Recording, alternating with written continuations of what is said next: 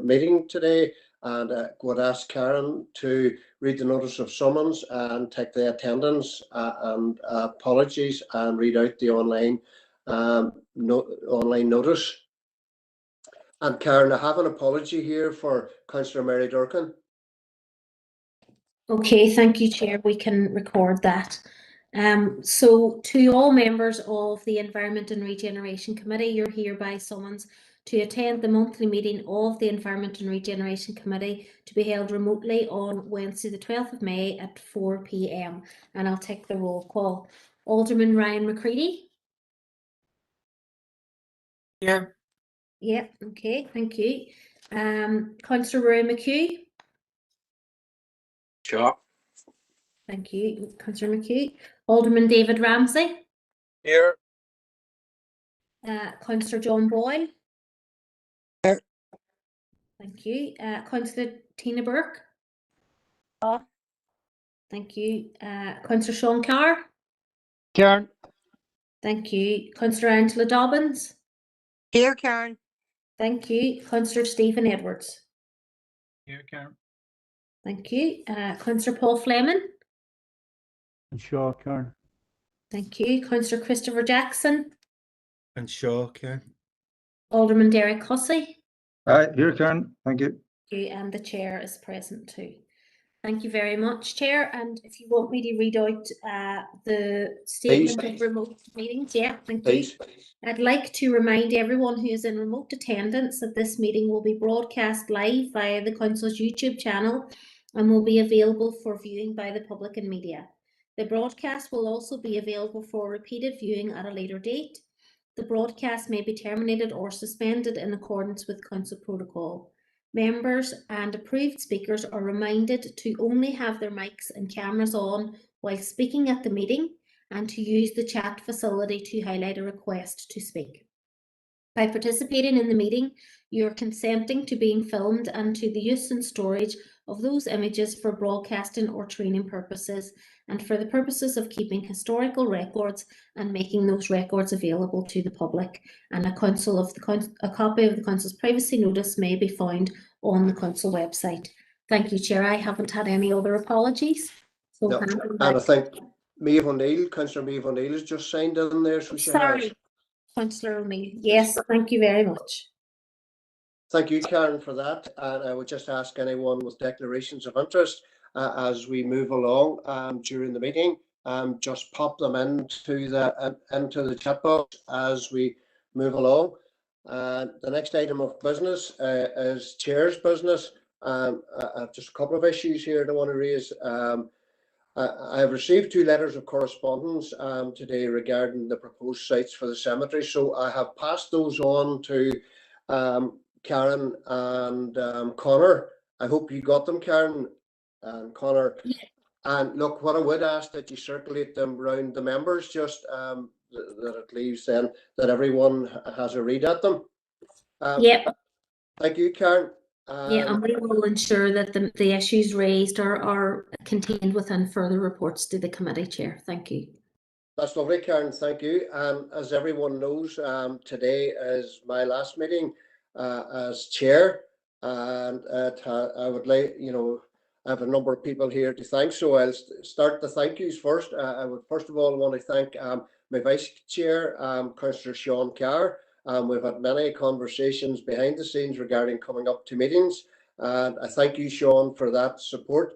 And I would also like to thank Karen, Connor, and the team who have kept the business of the meeting in front of us here, and all the team, a splendid effort, well done. And last but not least here, I just want to say thank you to the committee members for their input during the year. And there have been some very, very good decisions made, and it has been a very, very difficult year with COVID. And, I would like to put on the record my thanks to council officers from the Chief Executive, John Kelpie, right down through all the directorates, and, to all the staff. I have some mentioned here: cemetery staff, binmen, receptionists, office staff. And if I've left out anybody I haven't meant to, I just want to say thank you to all of you who have stepped up to the mark in this very, very difficult year. You have definitely stepped up to the mark and kept the wheels moving during the year. And I suppose, members, as we look forward to the reopening, hopefully, of businesses, we see the rollout of the vaccine doing very well. We're doing exceedingly well across Northern Ireland here. 1 million first vaccines, we're nearly there, and 500,000 second vaccines. And, you know, at the end of the day, we are moving in the right direction. And I have to say, I've been honoured to be chair of this committee in the last year. And look, as I said earlier on, thanks to everyone who has helped me through it, to my party colleagues and everyone, just a big thank you. I have a few people looking to come in here on their chairperson's business. Councillor Dobbins has agreed to let her issue be raised at Matters Arising. I have Alderman McCready and Councillor Rory McHugh and Alderman Kerrigan coming in under chairperson's business. Christopher Jackson, Councillor Jackson, are you looking to come in and chair's business? Chair, I think Councillor Kiar was to come on, was as indicated before me, but it was to Sorry. it was to come back on the points that you had raised under chairperson's business. That's okay. That's okay. Go ahead, Sean. Thank you, Chair. Thanks, Christopher, for that. Chair, as your last meeting, just to congratulate you on the year you had. I have to say, I found you very good chairman, like the old type chairman, to be fair. Everybody got their say, you never stopped the bits, and I think you've done a wonderful job, particularly in the year that we're in, sitting at home. You didn't have the officers at your side, which we would normally do in the chamber, and I have to say that you were very fair. I just congratulate you on your year. Thanks, Chair. Thank you, Councillor Kerr. Councillor Jackson. Thanks, Chair, and it's on the same issue. I want to offer, on behalf of Sinn Féin, I want to offer our congratulations to you as Chair. We found you to be very fair and impartial, and during a very difficult year, as we've all become accustomed to operating online and doing the business of council online, we want to congratulate you in the way that you've conducted yourself, and we're able to get through the business of what is a very important committee, and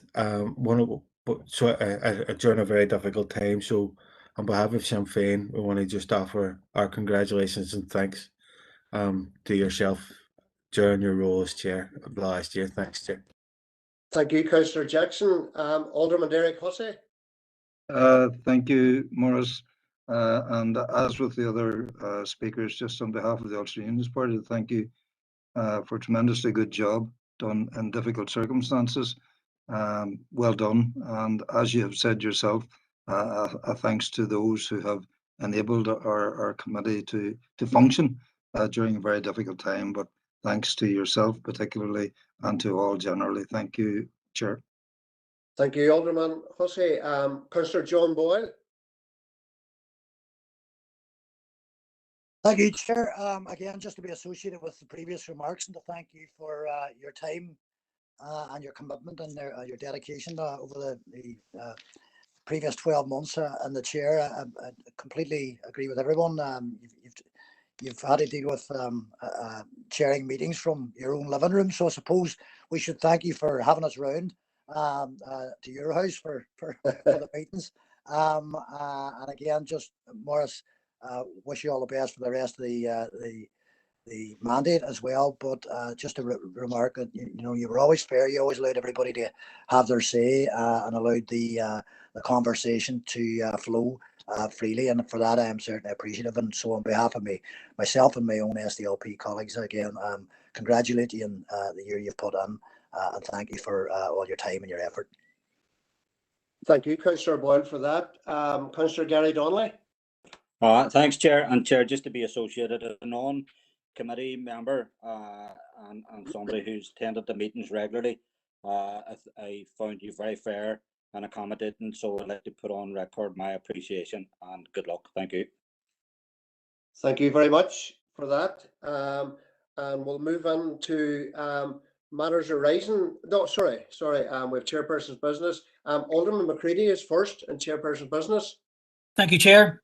Briefly, before I come on to the point, just on behalf of the kind of Democratic Unionist Party, to thank you for your tenure and your Deputy or Vice Chairman, Councillor Sean Carr. You're a good team. You're very fair, and despite my best efforts to try and get you to exploit you in the chair, it failed. But that's testament to your to you being fair and firm across all members. So I do appreciate that. So thanks. Okay, on to my points. I do have two, but firstly is my main one. I couldn't find it to bring it up in any items or associated with it, but it did come up in a special committee. It's to do with cemetery and cemetery operating times. Recently, we as members agreed to reinstate the original operating times for the cemetery in terms of opening and facilitating funerals later in the afternoon.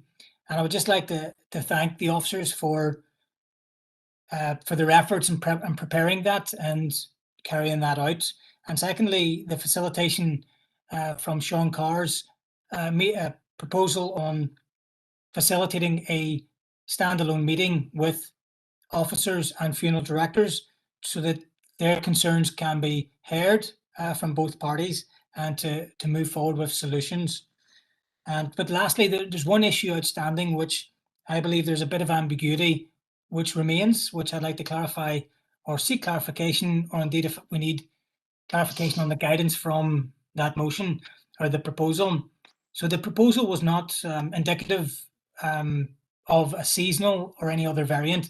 It was holistically an annual proposal, but some funeral directors have got back to me saying that there could be pending changes to that timings again when we reach the winter months, which would restrict funerals in the afternoon, which impacts on a significant minority of people within the city and district. And so I just want a chance for officers to come back on that there is no ambiguity and it will still continue all year round to what members agreed and directed.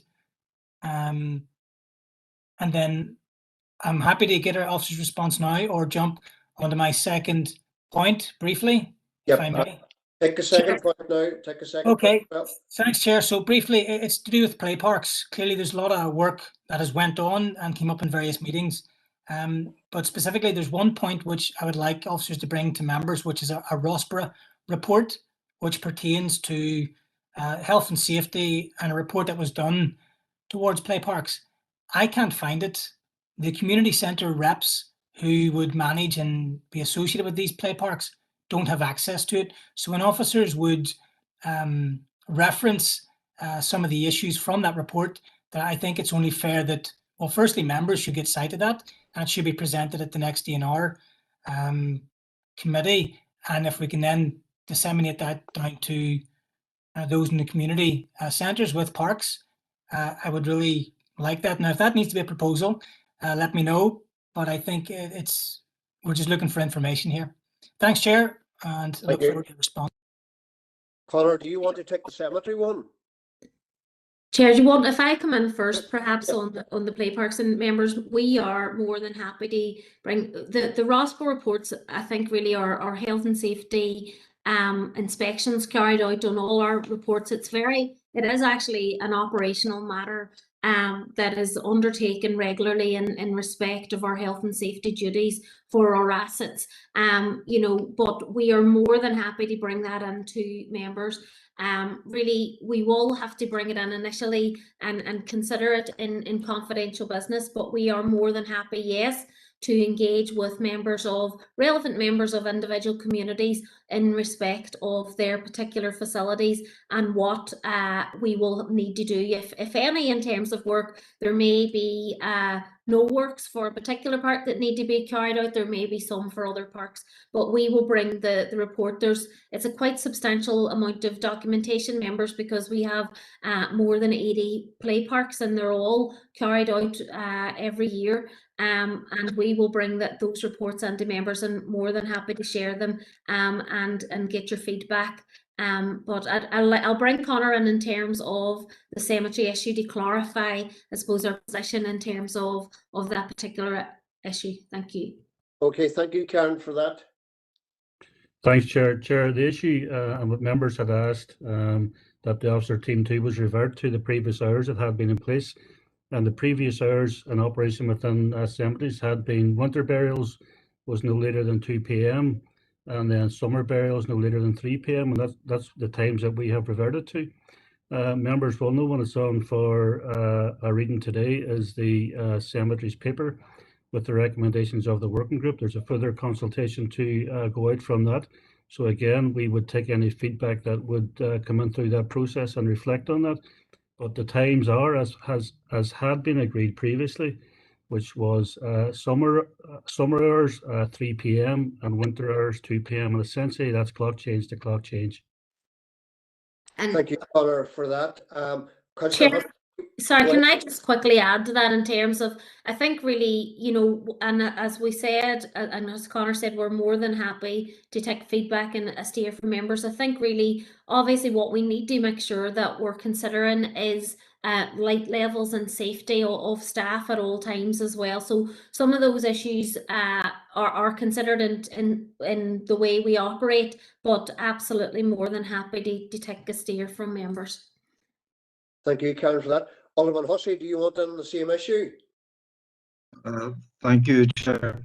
And can I concur with Alderman McCready, members of committee and indeed council have heard me on this issue before, that the significant minority, of course, that is being referred to traditionally, their funerals are in the afternoon, not morning, and it presents a difficulty both for officiating ministers and for the funeral directors. I understand the issue about if it's beyond a certain time, light can be a problem, etc.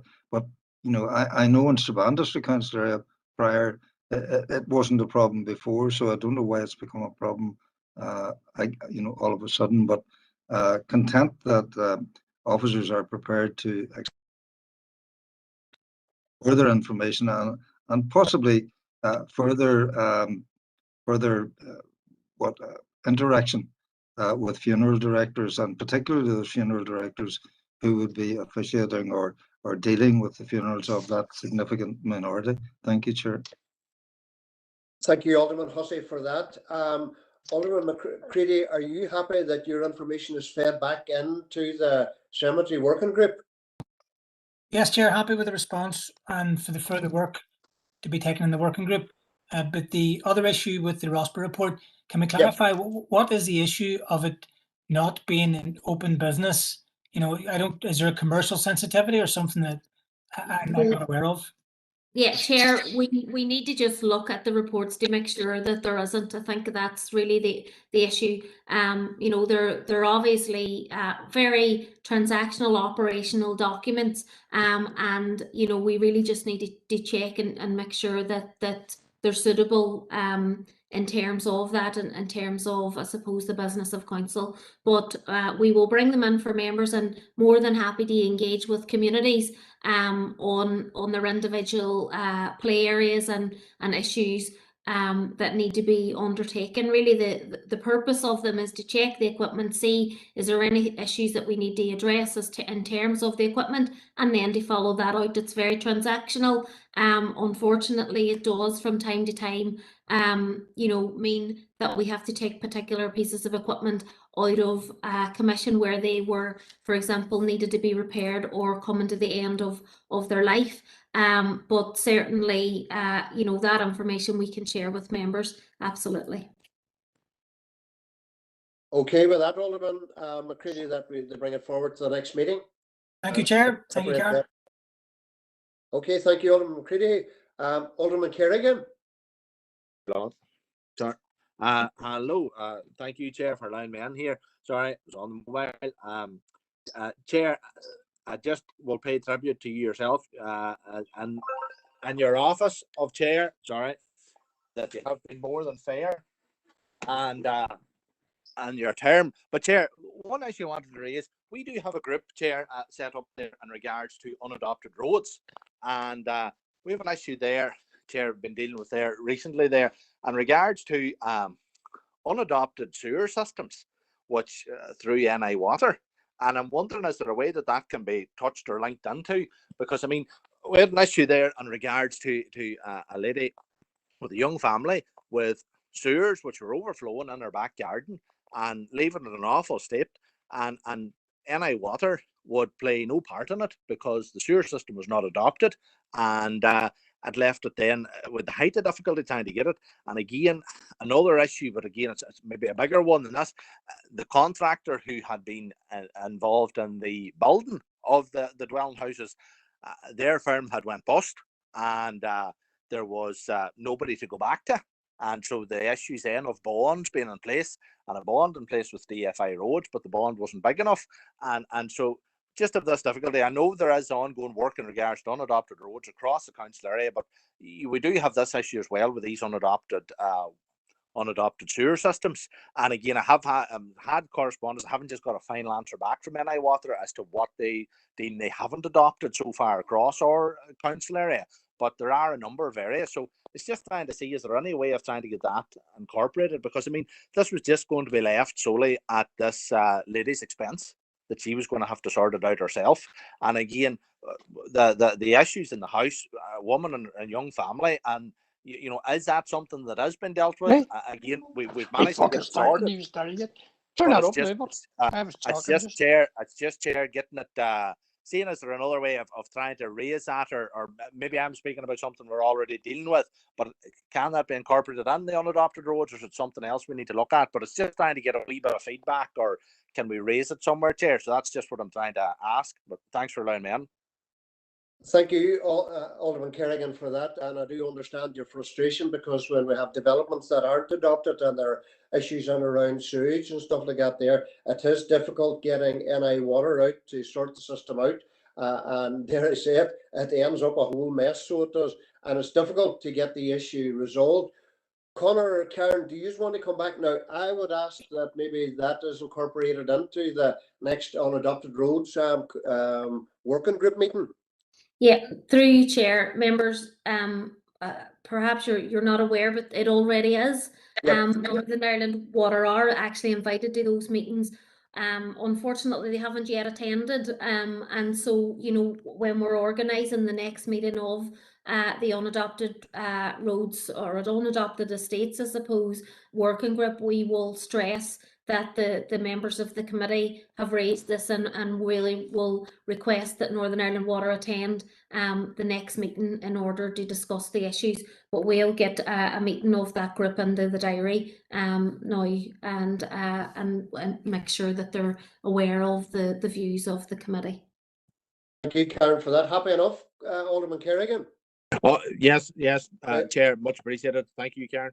Thank you. And the last person under Chairperson's business to speak before we move on to this is Councillor Rory McHugh.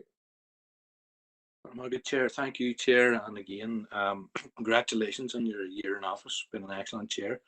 The issue I wish to raise, Chair, is just in relation to Strabane playing fields. Obviously, welcome the return to sport down there, but every action has a reaction, and it's just an issue that has been brought to my attention regarding parking down there. Obviously, because of the lack of parking within Strabane site, it's seen cars are now parking up, especially when there's training there or competitive sport. The traffic are parking up on the Drumnabay Road there, and you know, watching the matches from there rather than driving into Strabane playing pitches itself. And they're actually parking as well. They're using the nearby Drumnabay Chapel car park, which isn't a problem, but some of them are actually parking to the front of the chapel there on the green, causing a bit of a mess there. So essentially, Chair, I'm asking that maybe officers could bring back a report to the committee, just maybe on options for developing parking within Strabane facility, because you know there is ample room within there. If council were of a view maybe to lay down some hard stone or something like that, you know, they could easily increase the capacity for parking within Strabane playing fields, thereby obviously removing the problem on the Drumnabay Road, because you know cars can't get past there, especially if they're double parked each side of the road. Thank you, Chair. Thank you. If I maybe come in, I know there's another number of members want to come in relation to this issue. Just to advise the committee that this particular asset is managed by our Health and Communities team. So we will liaise with them and ask them to bring a report into Health and Communities. Now, if members and of Health and Communities and indeed the Health and Communities Directorate take forward a project in terms of parking, then certainly we as an Environment and Regeneration would be involved, I suppose, in terms of the technical delivery of that. But we're more than happy to discuss it with the Director of Health and Communities and the Head of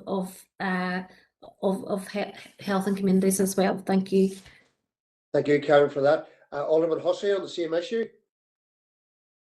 Thank you, Chair, and I support Councillor McHugh and that request. Excellent facilities down there, therefore obviously they're going to be used.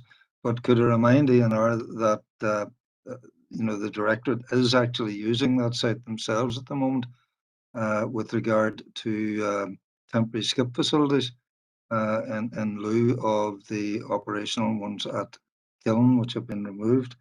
And just on that particular issue, and it probably relates to the car parking issue as well, and I'm sure Councillor McHugh would agree on it. We were originally told that the skip use, the skip lorries at Strabane were being extended to 6 days per week. I understand the difficulties of a Saturday, but I'm being told, and I think Councillor McHugh has highlighted the fact that it will be simply Monday to Friday. As I say, I thought we were originally told 6 days per week. And, even if the Saturday was a morning, up to lunchtime type usage, it would possibly fulfill that need. I'm mindful of games on Saturday afternoons, etc., although there may be youth training or whatever in the morning. But is there a rationale, or has it been reduced from 6 to 5? And what might the rationale be? Thank you, Chair. Thank you, Alderman Hussey. Conor, do you want to come in on that? Or? Chair, yeah, happy to take that. It's just as Alderman Hussey said there, it's the sporting activities on the Saturday that have impacted on the recycling services. We will look at it and we'll see if we can either bring something in the morning or bring something later in the afternoon. But it arose late in the day, and obviously we didn't want to impact on the community use of the facility. So we will take a look at it over the next number of weeks and see what we can put in place that provides the recycling service, but also doesn't impact on the use of the pitches for the community. I appreciate it, Chair. Thank you. Chair, could I just come back on there briefly? Yes, I was going to ask you, did you want to come back in again? Yeah. Yeah, thank you, Chair. I just want to say that regarding the reduction there from the proposed 60 to 5, to say that, just put on record that I think that's a sensible option, especially given, there is concerns within particularly the local community down there, just regarding, the perception that Strabane has, been, throwback maybe to the days of Strabane dump and the whole stigma around that, so I think it's more sensible to have it Monday to Friday, given the sporting activity that's going to be there on a Saturday. Thank you, Chair. Thank you, Councillor McHugh, for that there. Look, we take on board your comments, and as Karen said, they will pass it on, whatever information needs to go on to the Health and Communities Directorate. Our next business is we move into the minutes of the meeting on the 14th of April 2021. Matters arising. Thank you, Chair. Yeah. Go ahead, Councillor Dobbins. Thank you, Chair. Yeah, Chair, it's with regard to the asphalt plant. I was really dismayed to receive my letter at the beginning of the week that the decision by Donegal County Council has been to allow planning permission for the asphalt plant, which is in close proximity to the Northern Ireland border within our council area. I realise that any appeal, there is a chance to appeal, but I realise that any appeal against this decision would not be seen as proper practice by one council against another. And I would like maybe a wee note from Philip before I continue on, that this would be the case, that it wouldn't be seen as a proper practice. Philip, are you on the line to answer that? Chair, I don't think Philip is on the call today. He doesn't normally attend the committee unless he's been asked to in advance. Yep. Can you answer any of that, Karen? Can you? Well, I'm not really sure if we're being asked for legal advice around appealing it. I honestly have not got. I don't know what the legal position is in terms of council appealing a decision of Donegal County Council. We would need to find that out from Philip, so we can certainly ask him and circulate the answer to the members of the committee, Chair. Yep. Chair, I had a previous conversation with Philip, and it was sort of put that way. I was just looking for him to reiterate that to the committee, that it wouldn't be proper practice, and as Karen rightly said, and as I had said, from one council area against another, you know what I mean? Especially when they're not in the same jurisdiction.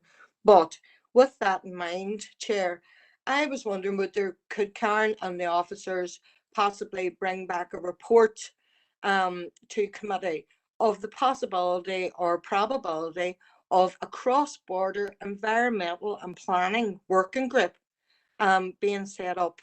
Now, I'm aware there is a Northwest cross community thing, working group out there, but this is specifically for environmental and planning issues that maybe Donegal Council and Derry City and Strabane District Council could have this working group, so that when things come up like this, because it does, whether why they've made their decision the way they have is beyond me, but it does impact on citizens within this Derry City and Strabane district. So I'm prepared this time, Chair, and I've put it on the chat there that I would like to propose that a report be brought back for the setting up of this group, be it 50-50 from ourselves and our neighbouring county council. Thanks, Chair. Chair. Go ahead. Sorry, I was just going to say, if you want me to come in, and members, you will be aware that you know, the Northwest Regional Development Group really is, I suppose, the overarching joint body that the two councils have set up in terms of dealing with the regional issues.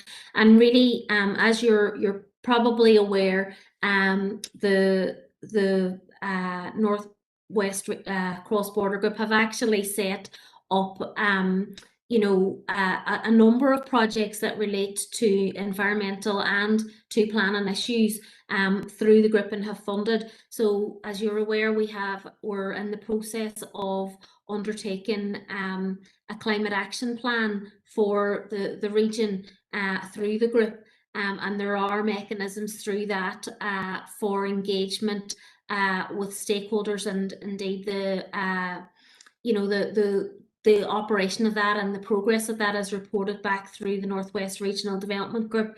And at their last meeting, certainly the Northwest Regional Development Group gave approval for the scoping of joint working in terms of planning policy issues, which would be, I suppose, relevant to this. So members, if you're happy, we can bring back a report to Environment and Regeneration outlining all of those mechanisms, and basically then get the views of the committee in terms of whether they believe that's enough for them to be able to engage, or whether they believe that there would be something else that needs to be set up. And I would presume, members, subject to the views of the two chief executives of Derry City and Strabane District Council and Donegal County Council, that really this would be an issue that perhaps would be set up through the Northwest Regional Development Group, because that's really the mechanism for the two councils working together.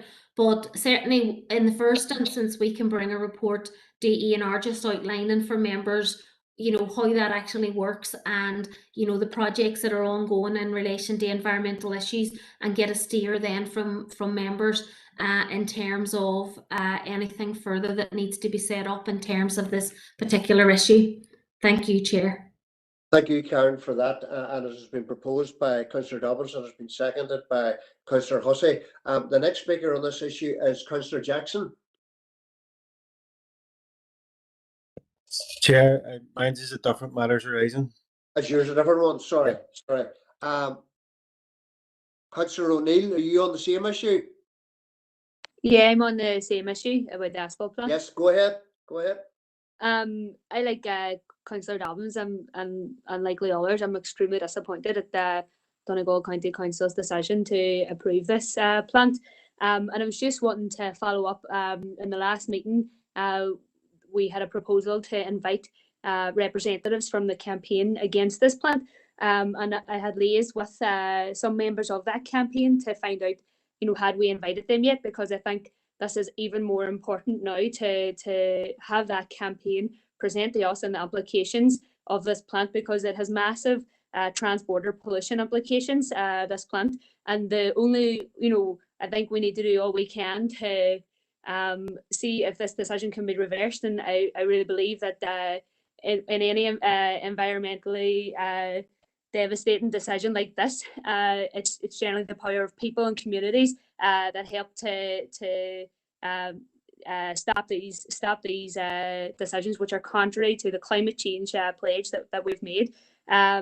So, and I just wanted to also check in that Derry Centres Rantershire Council on that last meeting had proposed to write a letter to Donegal County Council to, you know, voice our opposition to the plant, to the asphalt plant. And I just wanted to check, was that actually included within the objection to the planning proposal that went out? And I think we really just need to support the campaign against this plant from the local community. So, thank you, Councillor O'Neill. Chair, I was just going to say that, members, just for your information, we would be proposing to invite the group to present to your next committee. We've been getting contact details, etc., for the relevant spokespeople for that particular campaign, and certainly just for the purposes of members' information, yes, we absolutely did write the correspondence to Donegal, advising them that the committee were going to be recommending to full council that the council objected to that particular application. So that went, and certainly I know that they did receive it, because I spoke to their head of planning, who advised me that he had received it. So certainly that was definitely sent out. And as I said, we will try and get a person from the campaign to present to the next meeting of the committee. Thank you, Karen, for that. Councillor Duffy. Thank you, Chair, for allowing me in. And as I'm not on the committee, it's much appreciated.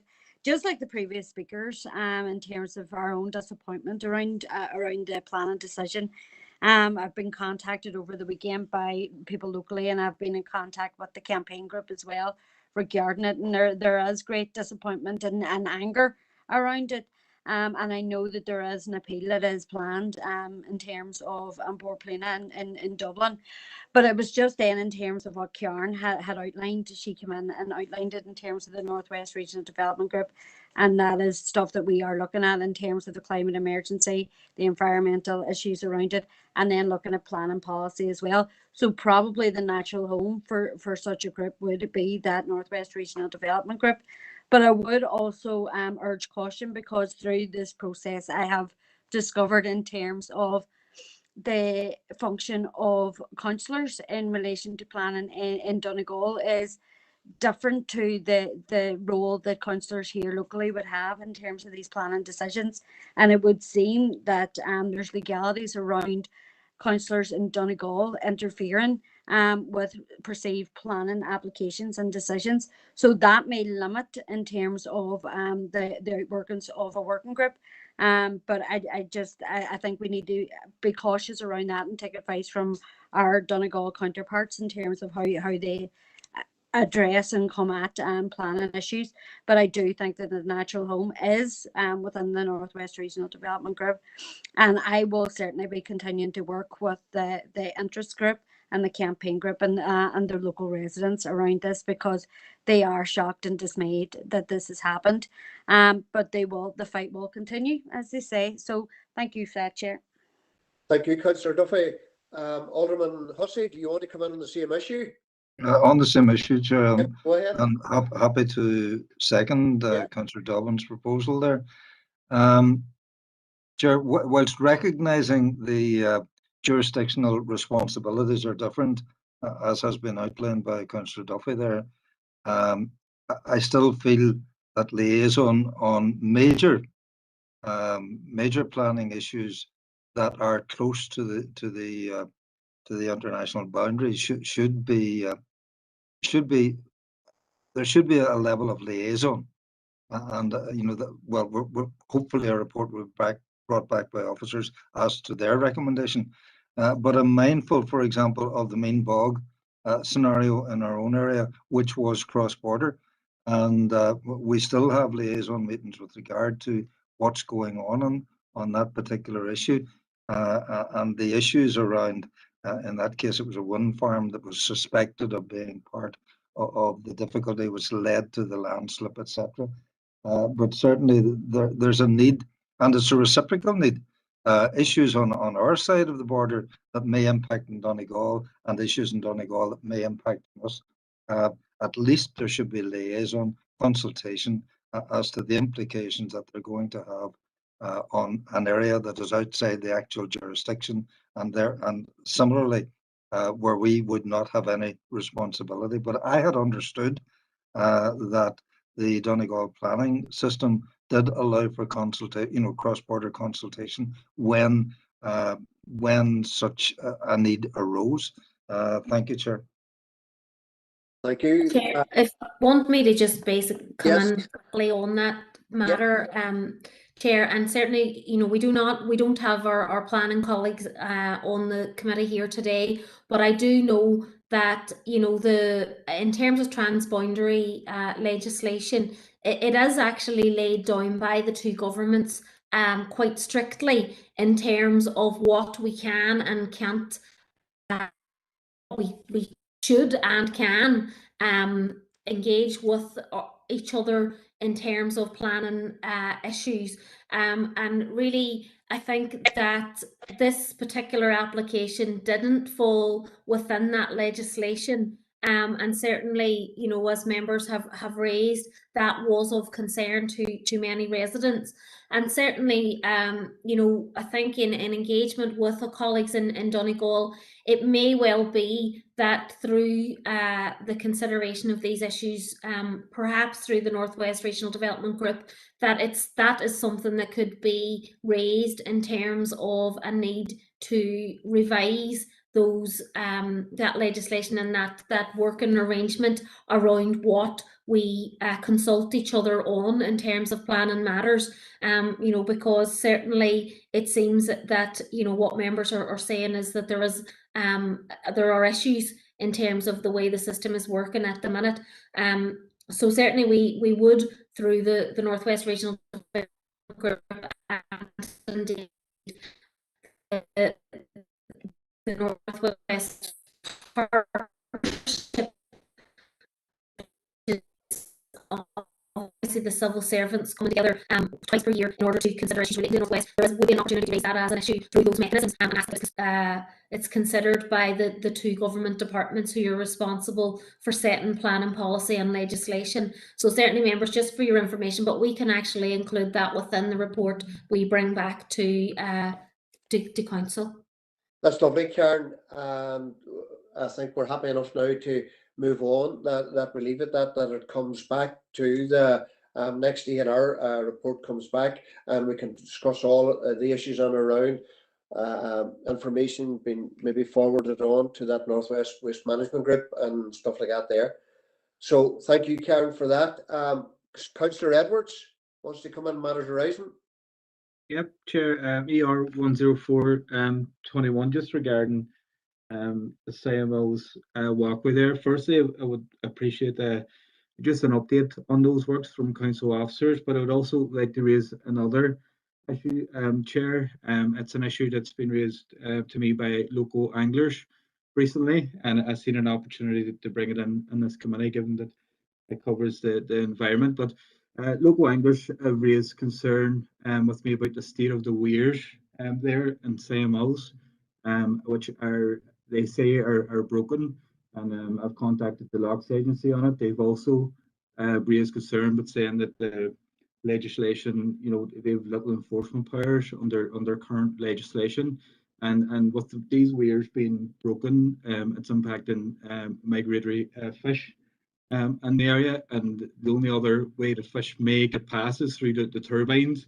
Chair, if you know CMOs there, there's a turbine in the water there. So, Chair, with your permission, I would just like to see if the committee could write to the Northern Ireland Environment Agency just to raise concern about the broken weir there in CMOs and the possible impact it could have on migratory fish.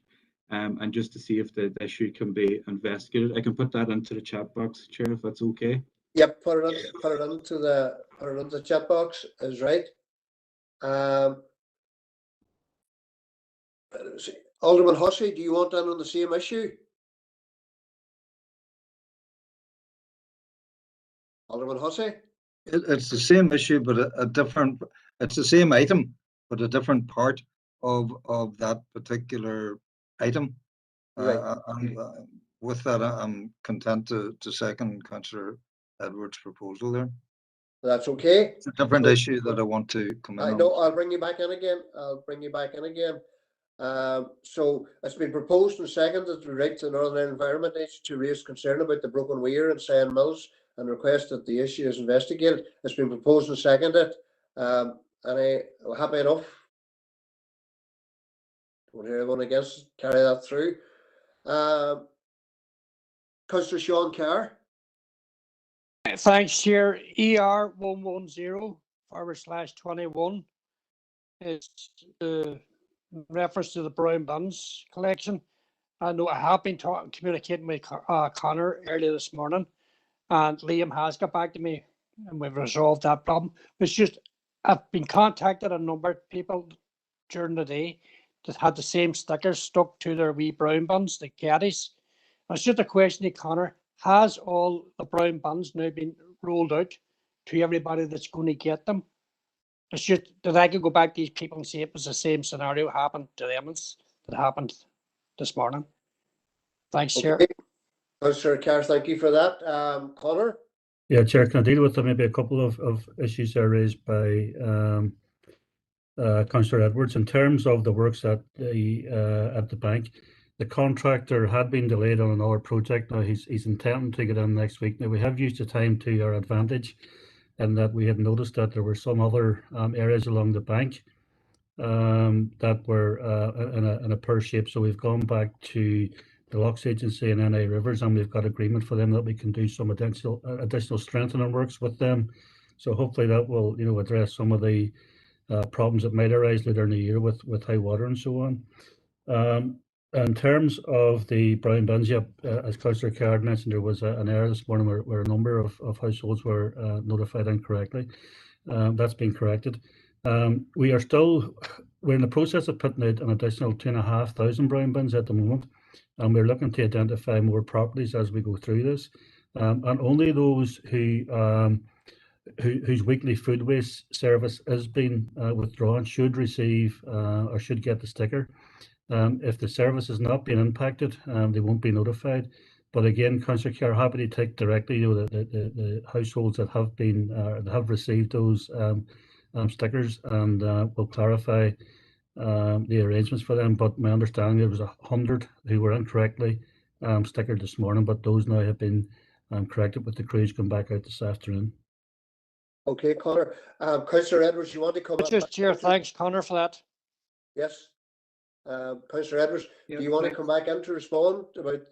Thank you, Chair, and sorry for prolonging the issue. Just the Connor there, and down at Mornside Walk, as you walk out towards the sort of like me and we're there. There's a bridge that's in bad disrepair, and it's been raised locally with myself. I do believe it may not be council's responsibility for that bridge. I don't know if officers seen it when they were up there investigating, but I'm wondering, could Connor provide a comment on that? And if it is council related to council, is there any way that we could get that fixed? Because it's a massive safety hazard there. Thank you, Chair. Connor, do you want to respond to that? Yeah, Chair, I'll get the property team to look at it. If it's down to council, we'll certainly look at making repairs to it. If not, we'll look to identify the owner and see if they can carry out repairs. Thank you, Connor, for that. Councillor Jackson. Thanks, Chair. It's 105/21. It's in relation to the Playboard NI's presentation. Chair, you'll mind, it was a number of months ago I had requested that a report was brought back to this committee in relation to play provision, particularly in around the Caribbean. And I just wanted to reiterate that request and ask, is there any update on that report coming to the committee? Thanks, Chair. Thank you, Councillor Jackson. Karen, do you want to respond? Chair, I'll check that out with the team, and we will make sure that that comes in to the next committee. Thank you, Chair. Thank you, Karen. Alderman Hussey, 104, different issue. Yeah, thank you, Chair. The section there refers to the capital master plan and to the issue of the riverbank, Mitchell Park end. But our council aware that there's also an issue on the southern side of Derry Bridge, where the access for anglers is.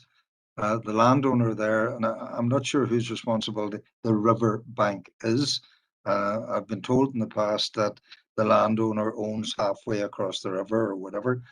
But there's a landowner on that ground whose cattle drink from just beside the bridge, and local councillors will know the particular spot I'm talking about. No problem with the cattle drinking from the river, etc. But the problem is when the water is low, cattle are able to walk across the river at that particular point. They walk across the river, make their way down the pathway on the northern side of the river to the Castle Park site. And cattle have been discovered in the past on the castle site. Obviously, they will relieve themselves on the castle site, which creates its own problems. There's also a health and safety issue along the path, because it's a narrow path, one that's used by walkers and perhaps young people, maybe mothers out pushing prams, etc. You know, would anyone fancy being on that path and being met by cattle coming the other way? So there is a health and safety issue. I'm not sure where the responsibility lies, and you know, if council could look at that, because it impacts on our council land at the castle site. With regard to the cattle drinking in the river at that point, there is another place closer to nearly opposite the castle site itself, which would not, where that problem would not arise. But is there any way that officers could look at that particular problem and see if it can be resolved? Thank you, Chair. Thank you. Before I bring Connor in, Councillor McHugh wants to maybe speak on the same issue. Councillor McHugh. Thank you, Chair. Yeah, totally endorse what Alderman Hussey is saying there. Just to say on it that I know locally there are farmers who are liaising with the project Source to Tap, which actually provides alternative drinking water for livestock from the river, and they actually provide fencing for farmers, which blocks cattle from getting to the river. So you know, maybe that could be, or if we could touch base with the landowner there and maybe direct them to Source to Tap. Thank you. Thank you, Councillor. Very briefly, Chair, totally agree with Councillor McHugh, but I think there may be individuals are difficult to deal with, and I think Councillor McHugh will know what I'm talking about there. Thank you. Councillor Kerrigan on the same issue. Chair, just to concur with the remarks there, and I know what Alderman Hussey is referring to there, and his last comments there, but again, that scheme is still available, and again, it was specifically issued in that source to tap to the Derry River and the tributaries of it. So I mean, the scheme's there, and it's 100% grant in relation to those that are farming agricultural land and to stop livestock getting in, and it'll cover for the fencing and cover for supply of drinkers. So there's a scheme there available. So it's just trying to make sure that those are aware of such things there, because there's going to be no cost involved to the farmer in it.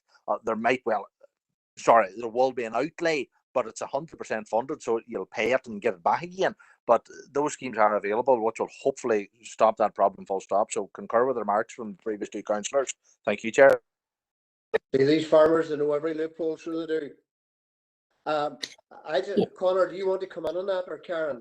Yeah, well, Chair, we have Jonathan Anderson who's on the line because he's going to do a presentation later in the committee, and I know he has been looking at it. So perhaps, Jonathan, I don't know whether you can comment, and if not, we can look into it in more detail and then actually come back to the members in terms of that. But it's been a very helpful conversation. I know certainly that the team are aware of this issue, and you know, we'll come back to you on the issue. But I don't know, Jonathan, is there anything you want to add? Yeah, hi Karen. It was Desi Thompson in the property section that was looking into that issue. As far as I'm aware, it didn't come my way. I suppose the first protocol would be a conversation with the landowner about that to ensure that his cattle is secured on his side of the river, like that, and then we'll look at steps on our castle site thereafter. But Desi Thompson was dealing with it, Karen, as I say, and I don't have any more update on it. Okay, no problem, Chair. We will look into it, and we'll update the members in relation to that. Thank you, Karen. And look, I just want to correct what I said under the proposal from Councillor Dobbins. I did say the Northwest Waste Management Group. I should have said the Northwest Regional Development Group. So that, and it was in my head to correct it, just to correct it. Our next indicated speaker is Councillor O'Neill. Councillor O'Neill. Thank you, Chair. Yes, sir. Thank you, Chair. It was just on the I thought this might be the best place to bring it on around the biodiversity consultation response, but it was on the issue that I had raised at full council. I just hadn't heard any word about it around the No Mow Let It Grow campaign, and why there's still kind of council owned greens and grasses that are being mowed. And I know a resident had raised an issue around the wild mayflowers being trimmed back in the Prehane area. So it was just to get some clarity, because I know I often feel dismayed. Like this morning when I was cycling my nephew to school, there was grass being cut that had barely grown along the Northland Road, and it's just to get some clarity on how this campaign is being rolled out. Is there still certain areas that are being mowed, or how are we supporting this No Mow Let It campaign? Is it just in certain areas, or why is grass still being cut in this month? Thanks. Thank you, Councillor O'Neill, for that. And I did say when we discussed this, there was always going to be the issue and around, if you don't cut it, people are saying it should be cut, and there are others saying, well, it shouldn't be cut. But Karen, do you want to come back on that? Yeah, Chair, and I think really, we did consider this, and Councillor O'Neill, I apologise, nobody has come back to you personally in terms of Brian yet. But certainly, members, I think that the issue really is we have got to assess each piece of land depending on a number of factors, one being traffic safety and sight lines. And where there are pieces of land, particularly that are near a road, we do have to keep them short enough that we can actually see the people who are motorists, etc., are not coming up with any issues that could cause a traffic safety hazard. So that is an issue. Now, certainly, I do know, as members will be aware, or they may well be aware from some of the social media we've done, you know, we are doing a lot of work around this and trying to actually do the maximum we can to cut back on mowing. And indeed, I think really it is actually an example of good practice that's being featured in a television show next week, which we'll send out more information on as well to members and members of the public. But certainly, I think that is the main consideration around safety in particular areas. But you know, members, if you have any concerns about any particular individual piece of land, we are more than happy to consider that with you and consider, you know, are we doing the right thing in relation to that particular piece of land? I don't know, Conor, if there's anything else you want to add to that.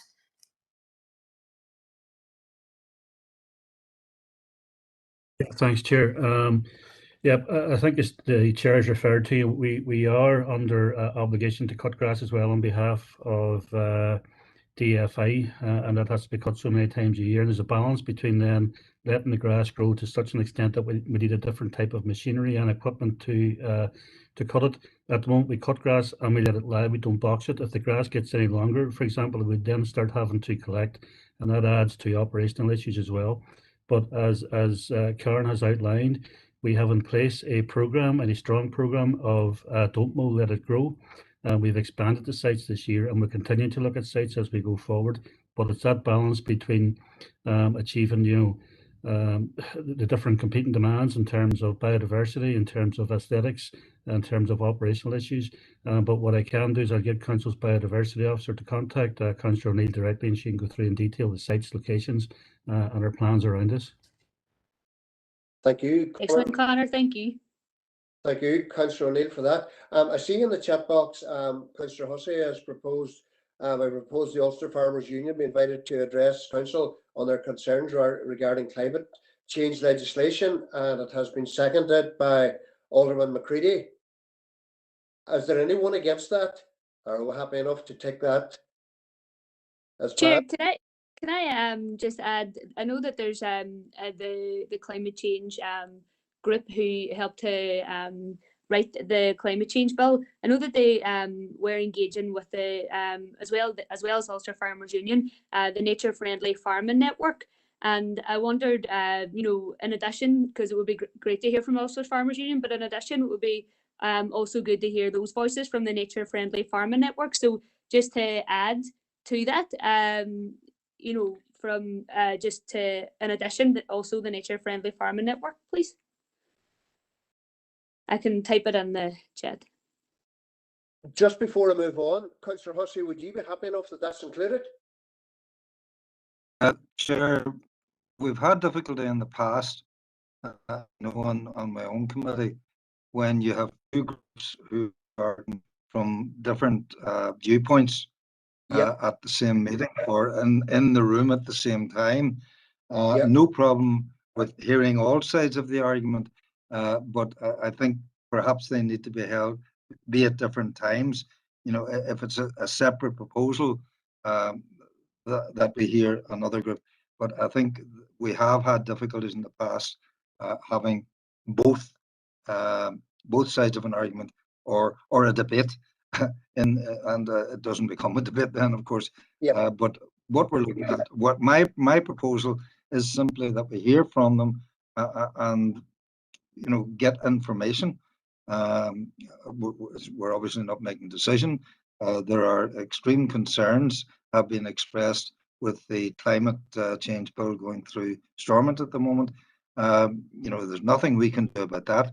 But I think as elected representatives, and particularly myself being a rural representative, you know, we want to hear all sides of the argument and all concerns that, you know, residents in our area, important residents in our area, might have.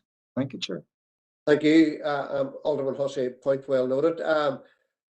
Alderman Kerrigan on the same issue. Thank you, Chair, for allowing me in.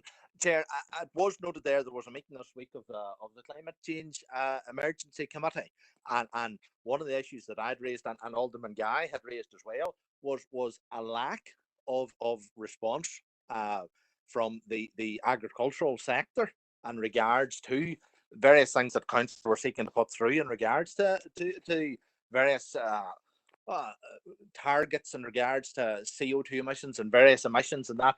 And fact of the matter is, you know, the farmers are going to be the boys that are suffering the most out of this, because I mean, it's the agricultural community that are out there, it's that farming sector, and if we don't get that feedback from them, they're the ones. It'll just seem like another thing that council is supporting, which is being passed, which is another thing that is being forced upon the farmers and the farming community, and that's not the way to do it. So this proposal, I know I'm not a member, Chair, but this was being brought forward by Alderman Hussey there, as in regards to bringing them in and trying to get that correspondence with them there to get input from them, because I mean, that seemed to be one of the things there, that it was a complete lack of.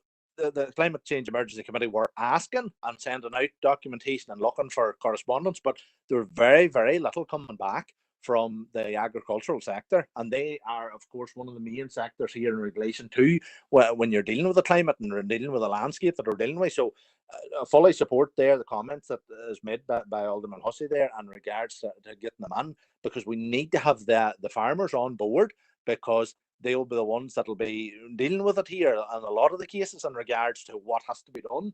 And you want to be working with them rather than it just being placed that it's another thing that's been forced upon the farming community, that this is something else that a council or a government department has just forced on, that we have to do X, Y, and Z now to keep these boys happy.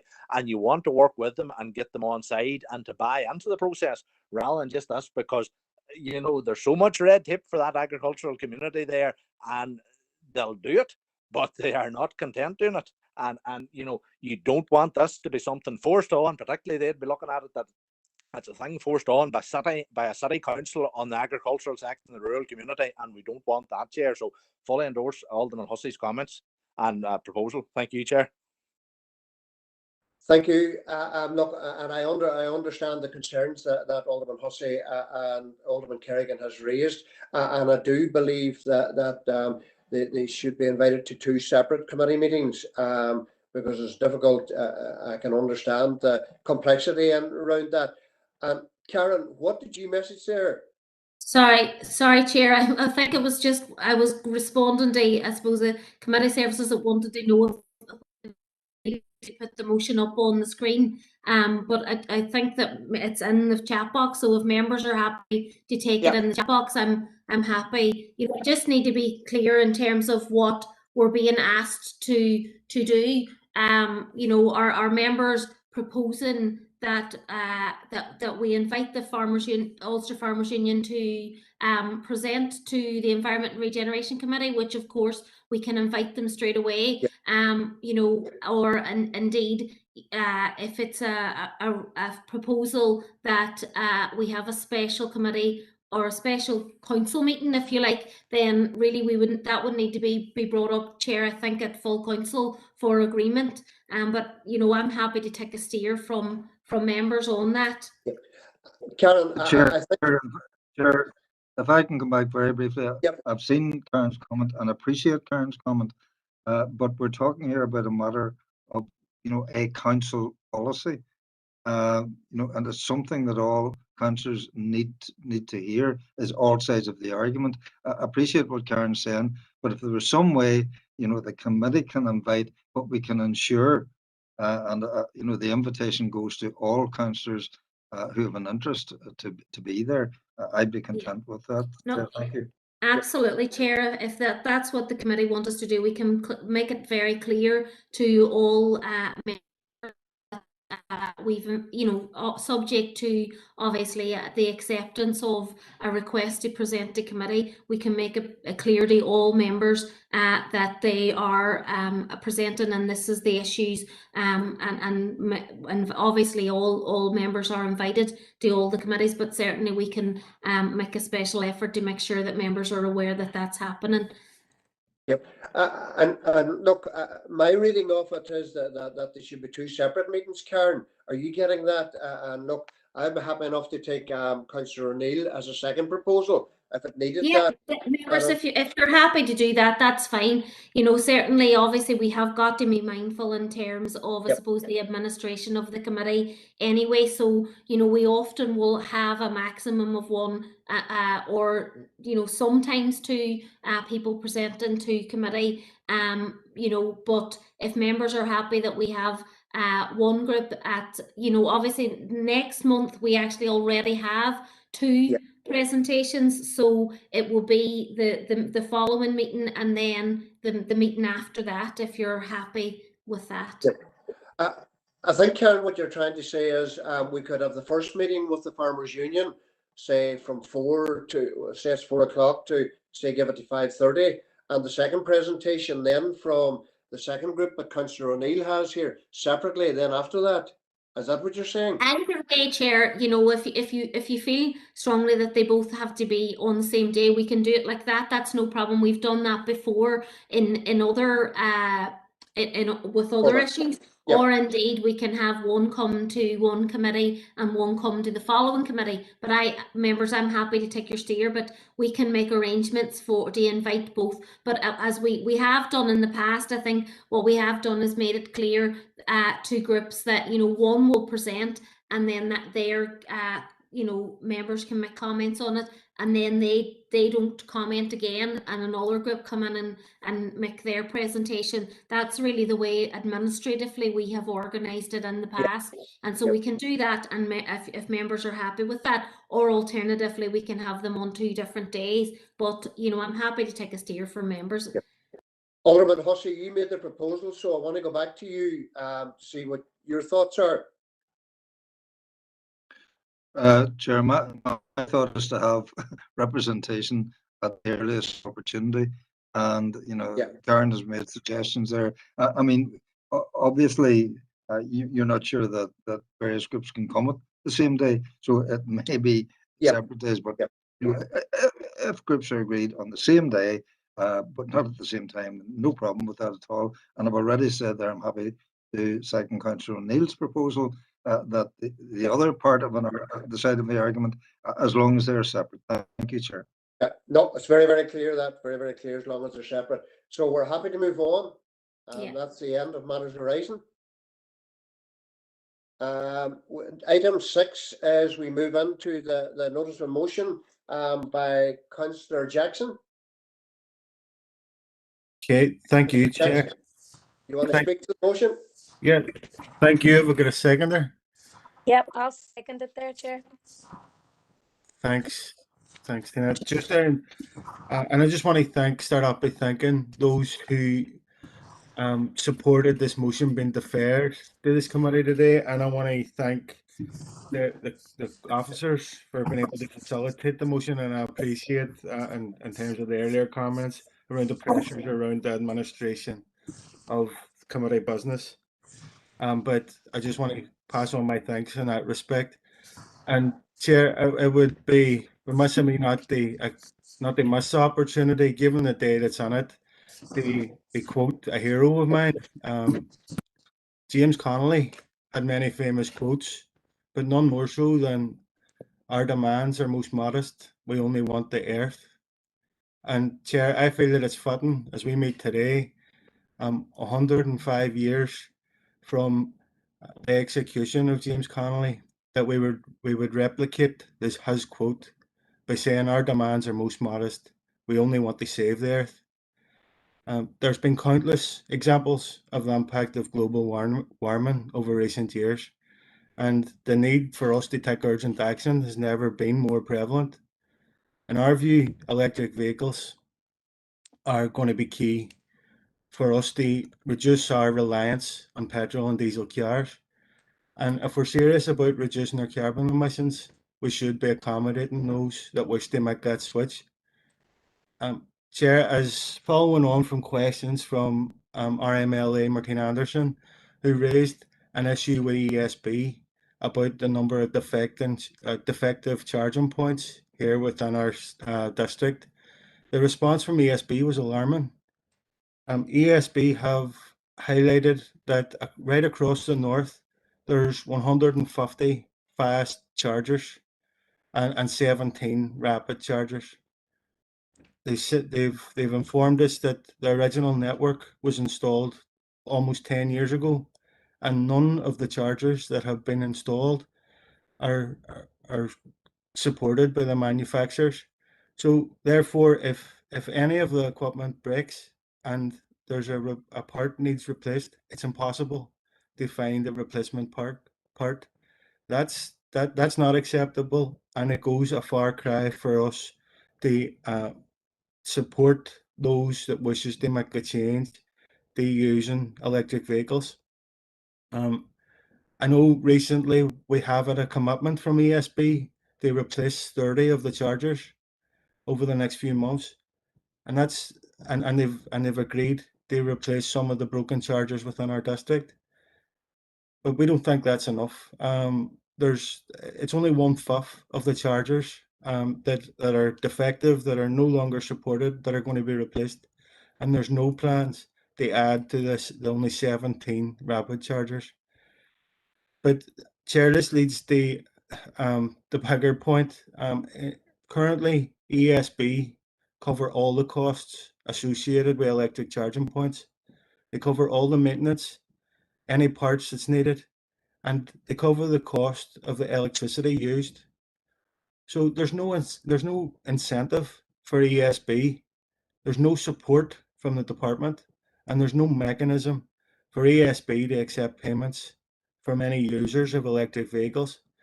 So, like many of our charging points, the current model is broken, and I would hope that all would support the call on the Minister for Infrastructure to work with ESB to develop a sustainable model for providing charging points right across the north. Chair, the path to carbon neutrality is going to be a long one, but we need to start on it, and we need legislation to guide us along the way. It's welcome that the climate bill was discussed at the Assembly this week, and it was supported by all except the DUP and Jim Allister. But the bill that was discussed sets a target of net zero greenhouse gas emissions by 2045. And despite the Minister Putz refusing to support the climate bill that was presented, we would call on urgency for that minister or any minister that replaces him to adopt the bill within this term of the Assembly, because time is of the essence. We have to start on our path towards carbon neutrality. We can't wait until it's too late. And any attempts to water down the bill or delay its progression, and we believe it is reckless. So I hope that others will support the motion that's in front of us today. Thank you, Mayor, or thank you, Chair. Thank you, Councillor Jackson, for that there, and I do agree your sentiments in around, and I do know my colleague Alderman McClintock has raised this issue and around locally here regarding charging points. And look, if we are going to build confidence in the general public out there in the motor business and people to buy them, we need that network of charging points. As you say, if we have 150 and 17 across Northern Ireland, that isn't enough. And I've always said to build confidence and around the electric end of we do need funding brought forward to build that network. And any speakers on the motion? It has Chair. been proposed and seconded. Chair. Go ahead, Alderman Hussey. Thank you, Chair, and thank you, Councillor Jackson, for the motion, and appreciate the reason why it was moved from its original position. And I suppose what Councillor Jackson is addressing is the issue of chicken and egg. I mean, how can you have electric cars if you can't have somewhere that you can actually charge them? Because at present, the range of some of them can be limited. So there is definitely a need for a network of suitable charging points for vehicles. And I know we have I think we have one maybe in Castleberg. I'm not sure. Some of the Derry councillors can confirm that, or otherwise I know there's one in the car park. I'm not sure if there are any others, but there certainly aren't enough. Not everybody can charge sufficiently at their home to complete a longer journey. And if we're trying to encourage people to visit the area from elsewhere, and the government are saying that there will come a stage when it can only be electric cars, we need this, as I said, chicken and egg. We need the facility there to service vehicles that will be in use in the future. So thank you for the motion, Councillor Jackson, and support the motion. Thank you, Alderman Hussey. There are no further speakers on the motion. Yeah, Chair, Ryan McCready have highlighted on this item. Go ahead, Alderman McCready. Myself, Chair, after Alderman McCready. My apologies. Sorry, my apologies. My apologies. Alderman McCready. Chair, thank you, and I welcome and support the member's motion. It's timely, and as you alluded to, with the amount of cross-party support, albeit locally here, on electric charging points, is a matter for the record. So I fully support it. The issues surrounding, electric cars, or if we're going to transform, how we move in the future, or how we transition away from fossil fuels in pursuit of, a zero carbon footprint or reduce the emissions overall. It's a huge undertaking, and it's one that I support.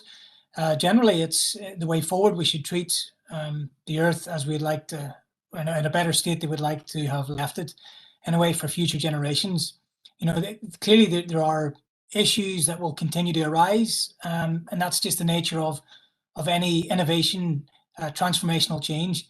And there's an element of this which it's a cultural change, because we're used to doing it some way, and you're reliant on early adopters to purchase electric cars in a way. And generally, the price of those cars are higher than most other cars, so it's not really attainable by everyone yet. As time goes on, and the price does come down, you would like that to be extended to everybody. A reasonably priced electric car. At the moment, it's not always attainable to everybody who's on a basic living wage, or even there above that.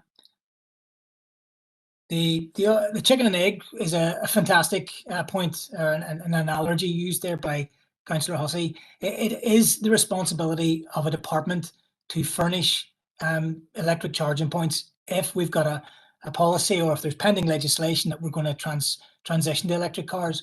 You can't expect people to go out and buy cars in the hope in 6 months' time that we might have electric charging points around the place. The facts and figures that are alarming, that have been articulated by Councillor Jackson from ESB on 72, 17 fast chargers, 55, and those are not working. It is an absolute shambles of how the procurement chain in this country works. The sustainment and maintenance contract is pretty much non-existent. If people have to press ESB to try and come and fix, replace, or upgrade these charges, an absolute disgrace. So happy to support the motion and move this forward as best we can. Thanks, Chair. Thanks for the proposal. Thank you, Alderman McCready. And one more speaker, and then Karen wants to come in to provide some information. Councillor O'Neill. Thank you, Chair, and thank you, Councillor Jackson, for bringing this motion forward. I do support this motion, as if we're to support this transition away from diesel and petrol cars, the sustainable infrastructure must be in place to support this. But Tesla won't save the planet from climate change, as they're a sample of a systemic problem, a consumer and car-based approach to addressing transportation's climate impacts. Not only that, it's not even an effective one. Like, transportation related carbon emissions are one of the largest sources of carbon emissions here, and electric vehicles themselves aren't zero emissions, and on average produce more than 8 metric tons of CO2 in manufacturing and production, never mind the energy mix used for electricity generation. And also, with the production of lithium batteries for electric vehicles, also come with a host of environmental and human rights concerns. like what we need to do, like electric cars definitely play a part in addressing the transition towards carbon neutral. But what we need to do is develop massive efficiencies in how we design transportation and logistics. So like in urban environments, we need to facilitate the mass transportation of people using bus, rail or tram systems, which are much more accessible to people, particularly that almost 50% of households in our council district, I don't think, even have access to a car, and electric cars at the moment are completely inaccessible for most people given their price. I would definitely have aspirations as we build a publicly funded, effective public transport network that this is free on access. As you know, the proper use of this is going to have massive public health benefits. The other way to transition is also to develop better cycling infrastructure. And I know in Derry, the electric bike, I think, has massive potential to tackle our hills. Like we can't replace our current cars that we have with electric cars if we're to properly combat the climate crisis that we're in. We have to transform our transportation model entirely, and we need to move away from a car-centric approach, invest in public transport infrastructure and also bike options. So I do support this motion, definitely, but I think, you know, we definitely need to go a lot further. Thank you.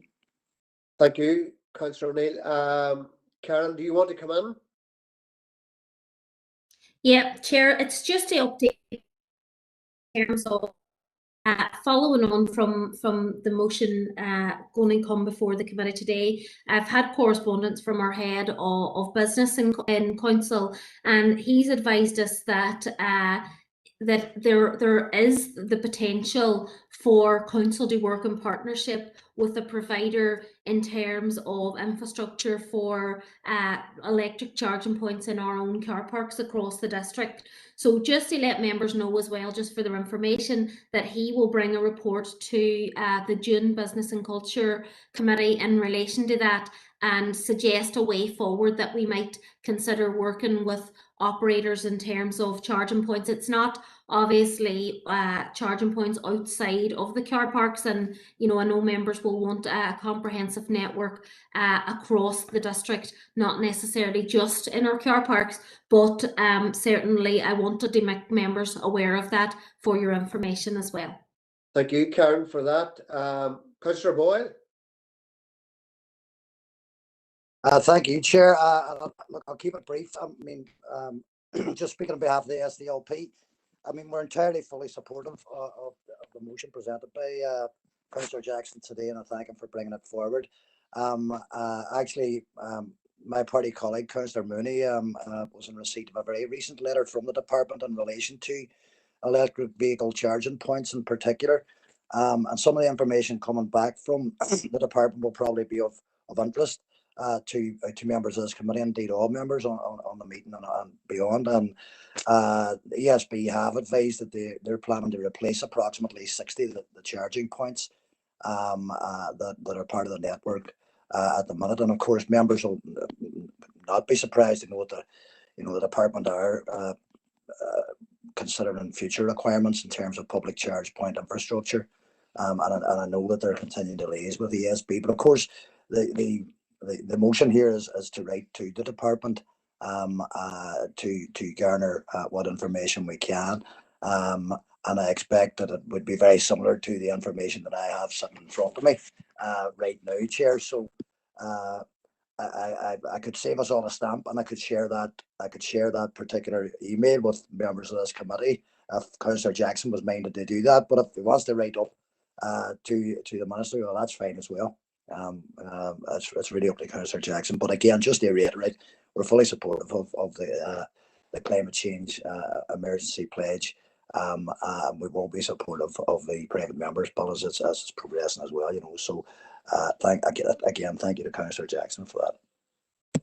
Thank you, Councillor Boyle, for that. The motion has been proposed and seconded, and I think that's the avenue we should go down. Is there anyone else to speak on that motion? Councillor Jackson, is this on the motion? Yeah, well, I was hoping to get the opportunity to sum up. Yes, go ahead. I was just going to ask you. Yes, go ahead. No, and I just want to thank all the members for support, and I particularly welcome Kieran's information in relation to a report coming to council around what council can do within our own care park. So I really look forward to that coming forward. Just coming back because again, I really welcome the support in relation to this, and hopefully this will be unanimous. But like, and as a council, we have led the way in many respects in terms of calling a climate emergency or taking steps to protect the environment for future generations. But I just hope that Councillor Boyle didn't misunderstand me whenever we're writing to the minister, because we're not out writing to the minister to ask what defective charging points are being replaced. What we're asking for the minister, we're writing to the minister to inform the minister that, and they urge the minister to work with the ESB to develop a more sustainable model, because the current model is broken. The current model doesn't work, and whilst we are some way away from electric vehicles being replacing the petrol and diesel cars that we see within our district, and with that what has become normalized in today's society. That is certainly the direction of travel, and I think that Alderman Hussey has been spot on with the chicken and egg analogy. But unfortunately, at the minute, the current infrastructure isn't in place to encourage people to take that step and to make that switch. So what we're asking the minister to do is take action. We're not asking for the write us a letter. We're asking them to take action and to develop a sustainable model that's going to work, and that they provide the relevant infrastructure to support those that wish to make a change to electric vehicles. So I'm hoping that there isn't any misunderstanding in that respect. But I just want to thank everybody for their comments, and thank yourself, Chair, for the opportunity to bring the motion in front of the committee today. Thank you, Councillor Jackson, for that there. Look, there are no more speakers, so I take it that it's unanimous across the board. Just declare that passed. We move on to the next item of business, which is item number 7. Yeah, Chair Frank is going to take. Right, going to take that one. Yeah, okay, I'll take that one. Just skip past 6. So the purpose of this report is to seek approval to respond to the Department for the Economy's consultation on policy options for the energy strategy for Northern Ireland. Frank, I think we've missed one because they changed. It's actually the street name and property number in one. Right, sorry, it may be still listed as item 6, but it's right. Sorry, apologies. Sorry for that. Okay, so this is an item for bilingual signage at 1, 2, 3, 4, 5, 6, 7, 8, 9, 10, 11 different locations in Derry and Strabane as listed in the report. And the outcomes of the plebiscites on those streets is listed out there. And as a result, the recommendation is members are asked to approve the erection of bilingual signage at Ballinagar Close, Elmvale in Derry, and Ashbrook, Chemist Park, Marion Park, Mount Sion, Oakland Park, and Townsend Street in Strabane. Thank you. Councillor McHugh. Yeah, thank you, Chair, and just to thank Frank for the report there, and we are content to propose the recommendation. Thank you. Do we have a seconder? Second, Chair, Councillor Edwards. Councillor Edwards, second it. Everyone content that we move on? Item number 8 on my list, Department of the Economy and Energy. I think that's Frank again, is it? Yep. So again, the purpose of this report is to seek approval to respond to the Department for the economy's consultation on policy options for energy strategy for Northern Ireland. The department are developing a new energy strategy for Northern Ireland and are consulting on policy options to achieve a decarbonised energy future. This builds on the evidence received and the key issues identified through the call for evidence process that took place in 2020. Members are reminded about the Environment and Regeneration Committee report ER 4020, in which Council formally responded to DFE's call for evidence. The Department for the Economy's consultation on policy options for the energy strategy for NI opened on the 31st of March 2021 with a closing date of the 30th of June. The consultation is open to anyone who lives in Northern Ireland or belongs to an organisation or company that operates in Northern Ireland or has a remit here. The key issues. Council welcomes the publication of the policy options. Council's Energy Manager has already inputted into the development of the policy options through his engagement with DFE's Energy Efficiency Subgroup. This engagement will continue during and after the policy options consultation period to continue to shape the future energy strategy. Council's officers have been engaged with their counterparts in Donegal County Council, developing a Northwest Regional Energy Strategy designed to address the local energy challenges and opportunities to drive towards a zero carbon region. This is a unique approach in that it takes a cross-border view of how energy is generated, transmitted, and consumed, and defines a roadmap to a net zero carbon future. The department's consultation comes at an opportune time for Council, who already have progressed its own regional strategy and therefore has an opportunity to use this learning to help shape the future NI energy strategy. The consultation includes a new strategic framework outlining the proposed vision for the energy strategy, a range of underlying principles around which all energy policies will be developed and prioritised for delivery, a range of illustrative energy scenarios to visualise how different potential future energy systems could be, and a series of potential policy options structured around the proposed principles accompanied by consultation questions.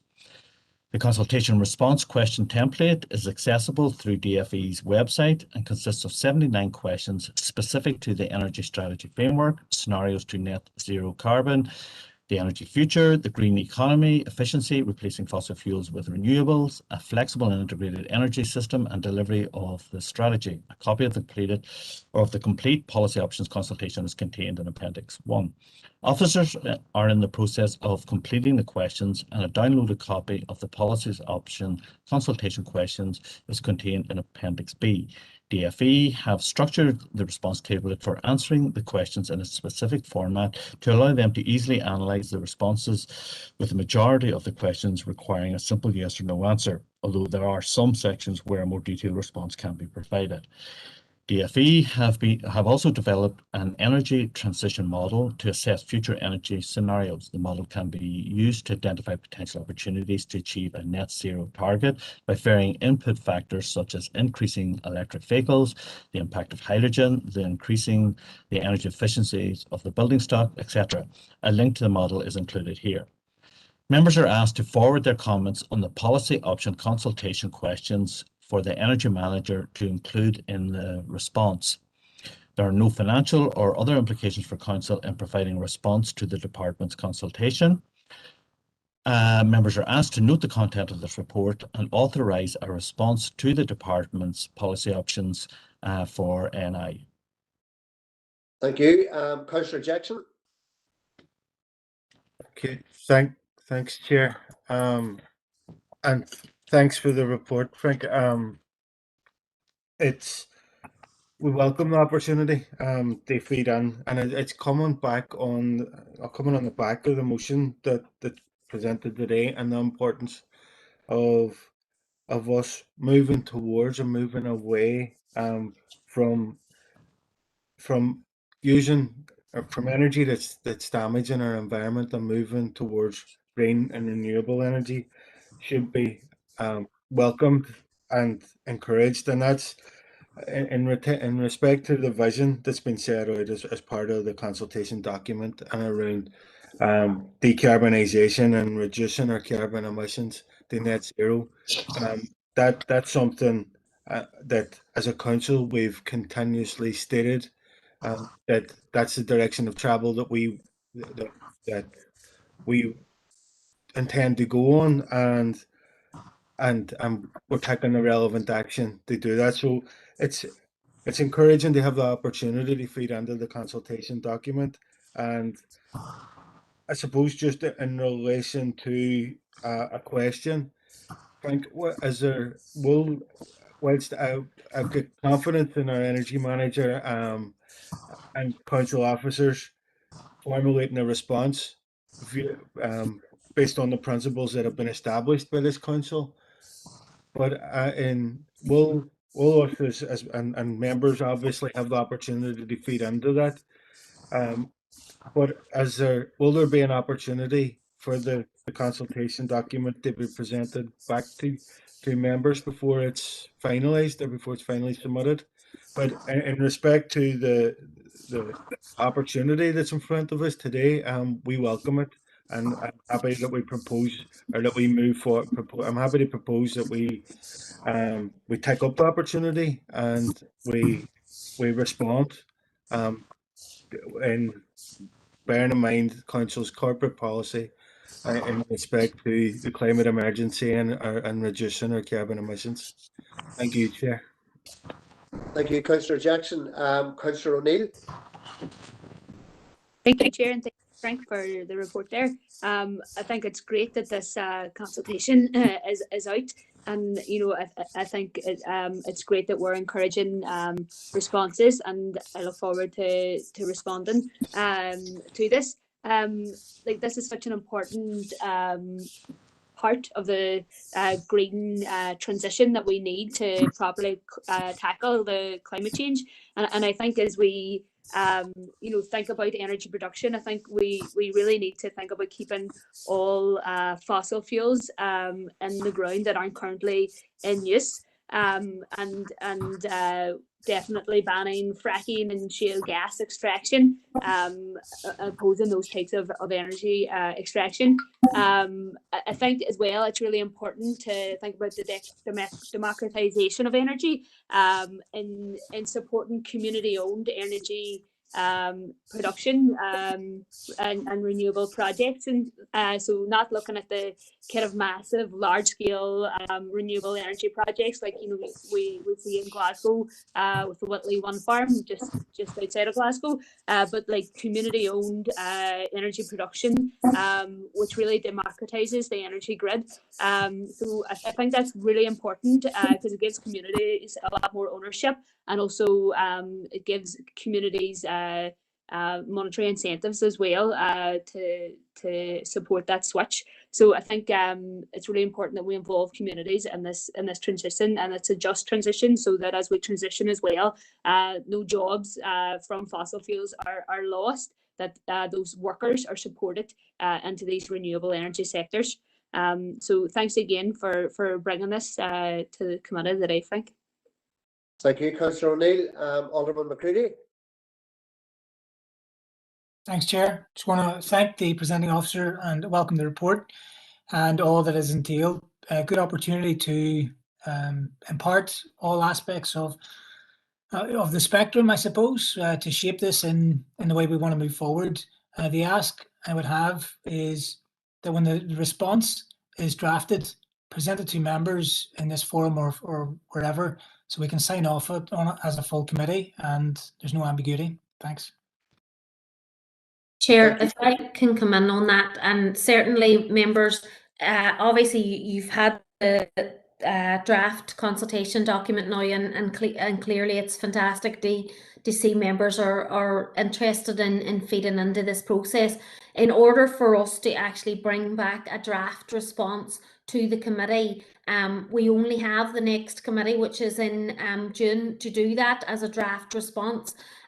So certainly we can absolutely work on this and bring back a draft response to members at the June committee. However, if members want their views taken into consideration, just can you please be mindful that we have got to have the committee reports finished 2 weeks before the committee to send to committee services. So really, I will need your comments very soon in the next 2 weeks in order to enable us to pull them together and put them in along with the comments that the energy manager is drafting based on, I suppose, our previous discussions with members around climate change and energy management and the working group on climate emergency. So we'll do that. But can members please just be mindful of the timescales that, you know, if you want your comments included, we will need them relatively soon in order that we can include them in a draft response.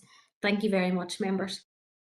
Thank you, Karen, for that. And it's important to reiterate that if we want to get the draft response back in paper form for the committee, that everyone gets their questions in or concerns in the next 2 weeks. We move on to the next item, item 9, Smart Trick project. Chair, sorry, I'm in the chat box there. Sorry, Alderman Hussey. Sorry, my apologies. Thank you, Chair. Just a general point, I suppose. We're a small player in the global impact, but I suppose what we're considering here is the effect of the pebble and the ripple effect that can have. But to use another one, you know, the advertisement says we are not an island, but we are an island with 2 jurisdictions. Is there a parallel energy policy being developed in the Republic of Ireland? I'm sure you can understand. I mean, we've had the issue of the Ashfeld plant, Mean Bog. You know, there's no point in us doing something if our neighbour is producing unethical energy next door and the gases are blowing our way. You know, so just that query: is there a parallel process going on in the Republic, and therefore we are an island? Thank you. Chair, if I maybe can comment on that on behalf of members, and certainly in the report Frank alluded to our Northwest Regional Energy Strategy, and members, this was a piece of work that was funded and taken forward through the Northwest Regional Development Group and very much engaged stakeholders from statutory partners in particular, but also energy providers, etc., across the whole island of Ireland. And certainly there was a real focus on looking at ourselves in Donegal as a region and how we actually can take forward an energy strategy. So certainly that is the case, and I do know that there is certainly energy strategies or legislation as part of the Republic of Ireland's climate change initiatives as well. But certainly that is something that we're very much mindful of, the need to work as a region in terms of energy, you know, and certainly will reflect members' views on that in terms of the response. Appreciate it. Thanks, Chair. Thank you, Karen, for that. And we move on to item 9, the Smart Trick project. Yeah. Okay, members. The purpose of this report is to inform members of the tender recommendations regarding the supply of a research and development pilot project for the implementation of a virtual power plant. Members are reminded of the EU-funded project Smart Energy Management in remote northern, peripheral and Arctic regions, which aims to increase the use of energy efficiency and renewable energy solutions in housing and public infrastructure in remote, sparsely populated areas. This innovative project is unique in that it takes a whole community approach to reducing energy usage. Council is committed to reducing carbon emissions and energy consumption within their building infrastructure. Council is one of 6 project partners working on SmartTech project. Each partner is required to design and implement a pilot project unique to their area, which will meet the aims and objectives of the project. Following the discussions with the lead and other project partners, it was decided to tender for technical research project to support the intelligent energy management development by facilitating a pilot project which will lead to the production of a council virtual power plant / smart grid to display relevant energy data in a dashboard format. The project shall tailor the research and development pilot in such a manner as to fit the specific requirements of the council, taking into account the complexity of the council building stock, renewable energy currently generated, additional renewable virtual simulations, potential excess power supply to recipient buildings, the facilitation of virtual energy storage and EV charging constraints. The key issues. Tender procurement exercise was undertaken in respect of this service in full compliance with council procurement processes. The tender exercise was by public advert, published in February 21, with a return date in March 21. 5 tender responses were received from Everrun Limited, Wiser Lab, Power Management IT, Power Generation Limited, and Watix Limited. Tenders were evaluated in accordance with the evaluation methodology detailed in the ITT as issued by council. 2 tenders, Wise Lab and Watix Limited, were eliminated at stage 1 as they failed to meet the minimum technical capacity and experience criteria. The remaining 3 tenders progressed to stage 2 and were evaluated on a 60% cost and a 40% quality criteria with the following results. Eyes Unlimited were ranked number 1 with a total score of 92, Power Management IT ranked number 2 with a score of 76.4%, and Power Generation Limited ranked 3rd with a score of 66.49%. So, financial implications. Budget provision has been made for this pilot project through the EU-funded SMARTIC project. So, members are asked to approve engage in Zion Limited for the supply of a research and development pilot project for the implementation of a virtual power plant at the tender fee of £37,522, excluding VAT. Thank you, Frank, for that. Councillor Fleming. Chair, thanking you and thank you for your chairpersonship over the last year. Thanks to Frank for the report and to the energy manager for obviously a lot of the work behind the report. And I think in terms of the report, in terms of the process and the recommendations, then I would propose the recommendations. And just given some of the items that we've already discussed in terms of the motion, in terms of need for climate change bill, taking into account everybody's account as to how that may or may not affect them going forward, then this actual project and the whole notion of a virtual power plant fits in alongside all of that work to try and ensure that as we go forward, we're moving towards a cleaner, safer environment for all of the citizens. And this has already been mentioned that all of the citizens can avail of.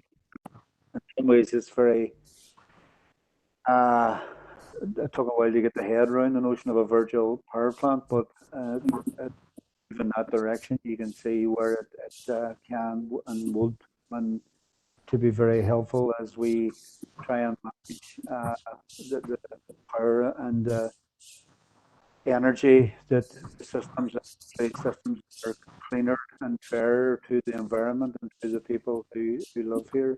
So in terms of it being another item in our regeneration of where we live and how we live, and obviously the two partners are ourselves in this council and Donegal Council, and again, as the point was made there, in terms we live in a small island, and it's only right that we should have strategy in terms of renewable energy that applies right across the whole island. So happy to propose the report. Thank you, Councillor Fleming, for that. Alderman Hussey. Thank you, Chair. Thank you, Frank. Just looking at the table, the 40% quality criteria, I note that the second one has 40.37, which is above the 40% for quality. That's the first point. Second point is, I suppose, if it's 40% is the maximum, there is a differential in quality. between that and the other two applications.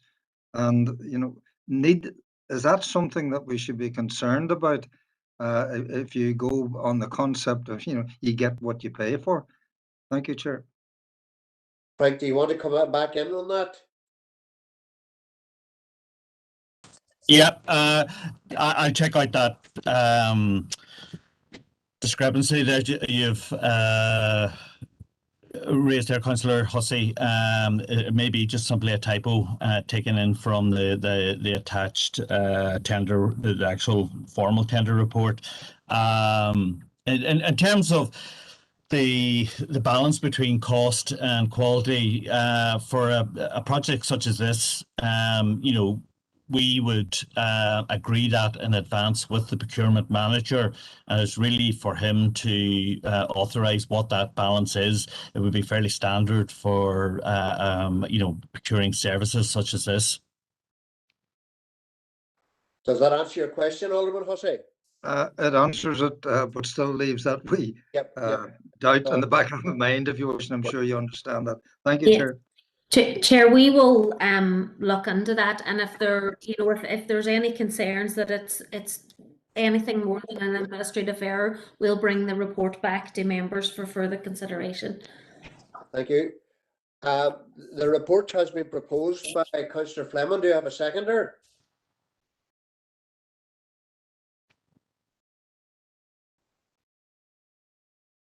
Do I have a seconder for the report? Chair, I'll second that. Councillor Jackson. Councillor Jackson, thank you. So it's proposed by Councillor Fleming and seconded by Councillor Jackson. We take that as carried. We move on to the next items. Item 10 to 18 are for information. Now I'll give I'll give the members a minute just to see. Yeah, Chair, can I just add, members, in respect of item 17, which is now on your report, greenways in Derry and Strabane, we do have our officers here to do a short presentation for members if you feel that that's would be useful for us. Colin Kennedy and Jonathan Henderson are here, and Mike Savage to actually do that for you and to take any questions you have. So we're happy to do that, but members, if you want to perhaps take questions on the other items first, and just members remind the members in terms of item 12, which is the public consultation exercise with regard to enhanced producer responsibility and deposit return schemes. We are preparing responses to those, and if anyone has any questions or any comments to make in respect to them, please come back to Connor by the 4th of June. Again, so just to let you know, I'm happy to take questions on other reports. Thanks, Chair. Thank you, Karen, for that. Councillor Burke, you wanted an item 11? Thanks, Chair. Just a quick point.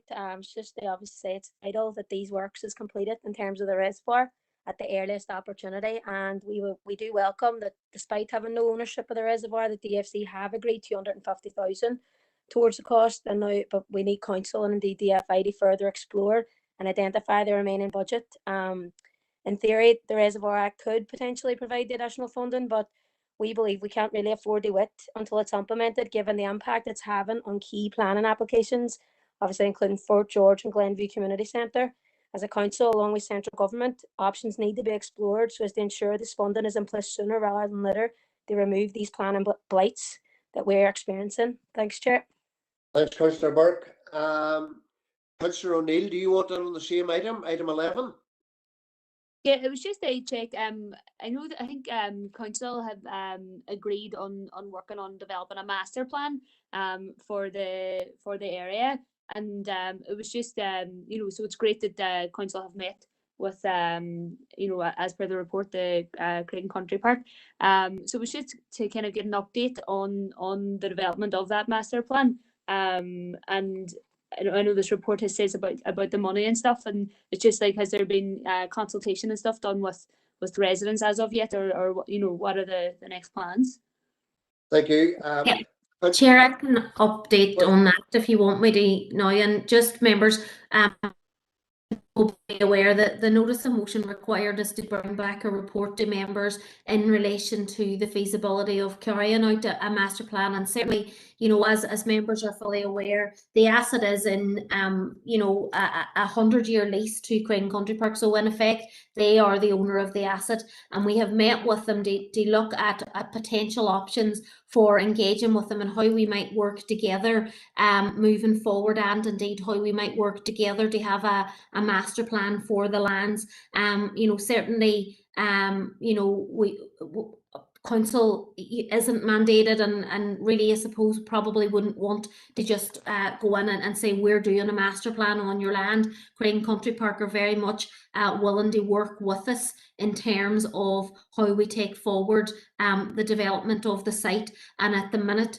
really, we're in negotiations and further negotiations in terms of you know, how we actually work together with Creighton Country Park moving forward, both in terms of, I suppose, the structural reservoir issues, and in terms then of the wider development of the site. So it's very much active at the minute, members, and we will keep members updated as regularly as we possibly can.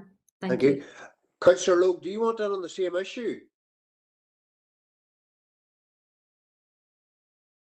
Thank you, Chair. I'm not part of this committee, but thank you for letting me in.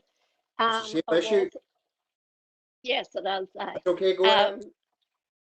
I haven't fully studied the master plan yet, but I will get an in-depth look at it. But I did bring up an issue this morning at the Capital Working Group update, and excuse me, and there was I did raise an issue about a lighting report to be brought on regarding the Foyle Embankment Bay Road, and I think it's new buildings. Now, I'm not looking for an update here, but I did ask Karen, the other Karen, if she could pass on that I was asking about that at that meeting. So if Colin could even come back to me as soon as they can with an update on when the paper is going to be submitted to the committee.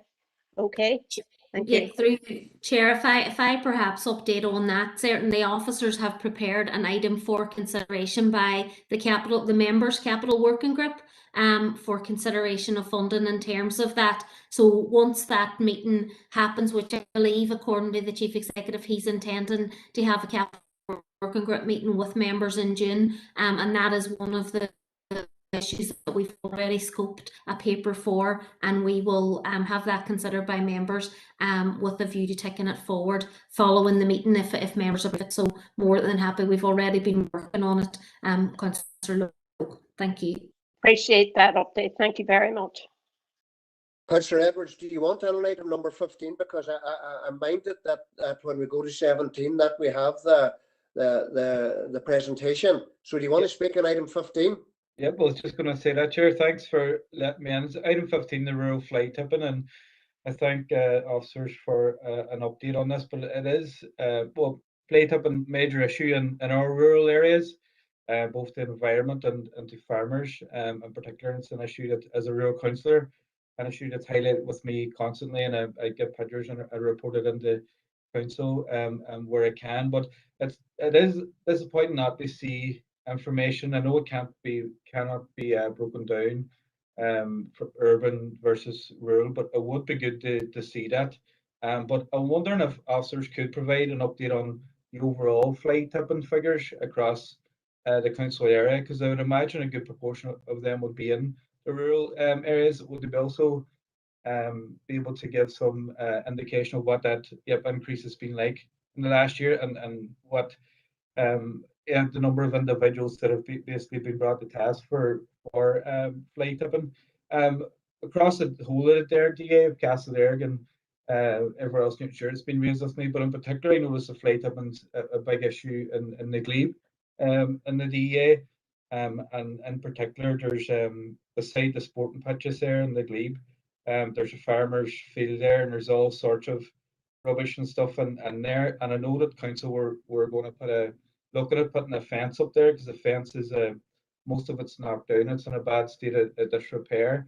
But it would be good to get an update on if council are going to put up that fence, and hopefully it's a high enough fence to stop people going into those fields and fly tipping in there. Thanks for letting me in, Chair. Thank you. Thank you, Councillor Edwards. And Alderman Hussey, you want on item 15 as well? Thank you for the opportunity, Chair. Yeah, the issue of fly tipping has been highlighted by Councillor Edwards there. It definitely is an issue, but can I say a big thank you to the team who deal with it?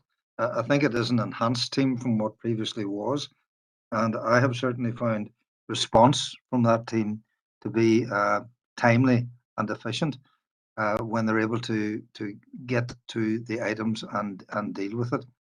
My question was reference the impact of the closure of the kiln recycling centre. And I mean, it's reported to myself, and I'm sure other Derry councillors, that has had an impact on the incidence of fly tipping.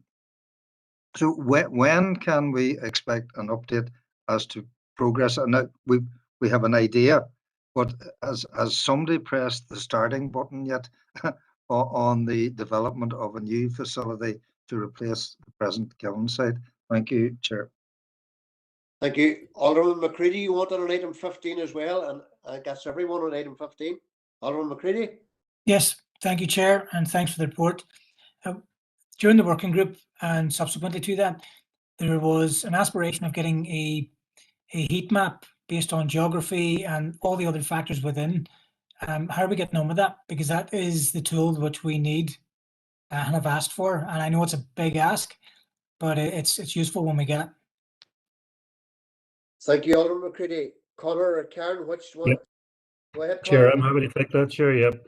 I'll start maybe in reverse order. In terms of the software package, we have now secured that, and we're installing it across the different services within council, and it will do and capture all of the information that members have asked for. So it will give locations, and we've been talking to the software provider and ensuring that we had that functionality in it, so that we'll be able to pinpoint exactly where reports of incidents occur, and that we can use that then to produce a map, and it will give us a more accurate reflection of both where fly tipping is occurring and the number of incidents. And I intend, providing we have the majority of the work done, to bring the lead officer, Niall McLaughlin, to give a presentation to this committee on the software, its use, and the benefits of that. So we look to do that potentially in July, obviously, if we have time to do it. In terms of the other issues, the property team are looking at the fence and the glebe.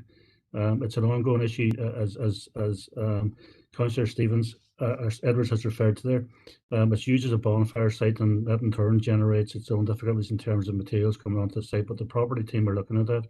And then with regard to the kiln site, yep, as members know, we have gone out for expression of interest. We have received one of those now. We have a number of other sites that we have been are brought to our attention. We are going through those now with the intention of getting the report into the June committee, all being well, but certainly July at the latest, to outline all of the steps taken to date, the sites that we've looked at, and to recommend a course forward in terms of a replacement site for kiln. At that stage, it would be a recommendation, but be assured, members, that those works have started and are progressing internally. Thank you, Conor, for that. Councillor Duffy, you want on item 14? Yes, Chair, thank you very much. And Chair, could I just thank you for your indulgence over the course of this year. You have been more than generous with myself and allowing me in, who is not on the committee. So thank you for that. Just on item 14, I have to say I am absolutely not assured by the response that has come from the department. In fact, I am quite disappointed by the response. I think that the department is nearly just washing their hands of any responsibility. Certainly, they're burying their heads in the sand with regard to the issue. I have shared the response with the Derry and district beekeepers, and I have to say they are really disappointed themselves and quite concerned about it. They have asked about the inspections. How are they being carried out? Are they being carried out in every package that comes through? because if they're not, it's absolutely meaningless in terms of this. And then just in terms of if there is an issue, who will be held to account, who will be responsible. And then I suppose when we look at it on a wider issue, would the department take such a laissez-faire attitude and approach to other native species such as the red squirrel if there was a threat to them? So I think that there is concern certainly there that the department's not taking this issue seriously at all. And we as a council, we do have our pollinator plan, we have our biodiversity strategy, we have, we're calling a climate emergency. We need to be taking this issue really, really seriously. I'm not on this committee, so I can't make a proposal, but I would hope that one of my colleagues or someone else would take it forward for me. But I would like to write back to the department to express our concern and our real disappointment around this issue, because I do feel that we need to be very vigorous in our response to standing up for our native bees. I would also ask, have we got a response from the Dublin government yet? Karen or Connor? Chair, as far as I know, we haven't. Connor, I don't know whether you've heard anything more. It certainly hasn't come to my attention. Members? Chair, no, I know that letter went out to member services, but we can follow up with them to see if they've had a reply at this stage. Okay, can somebody make a proposal around writing to DERA in relation to our concerns around the response and the way they're taking this issue forward? I'll tell you what I'll do, Councillor Duffy. I'll move on to the next speaker and give, if it's one of your colleagues is writing it that's on the committee, it'll give them time to write it. So I'll move on and I'll come back again if it comes up in the chat. Thank you, Chair. I think Christopher's coming in there. That's okay. I think I need the proposal put into the chat box. Need the proposal, but I'll take Alderman McCready or Alderman Kerrigan on item 13. While Thank you, Chair, for allowing me in. Chair, I welcome the report that's brought back, but Chair, it's not much different than what we already know is the case. So it's given a team where we can move forward with, Chair, because I mean, I still think it's putting an onus now on the landowners to try and deal with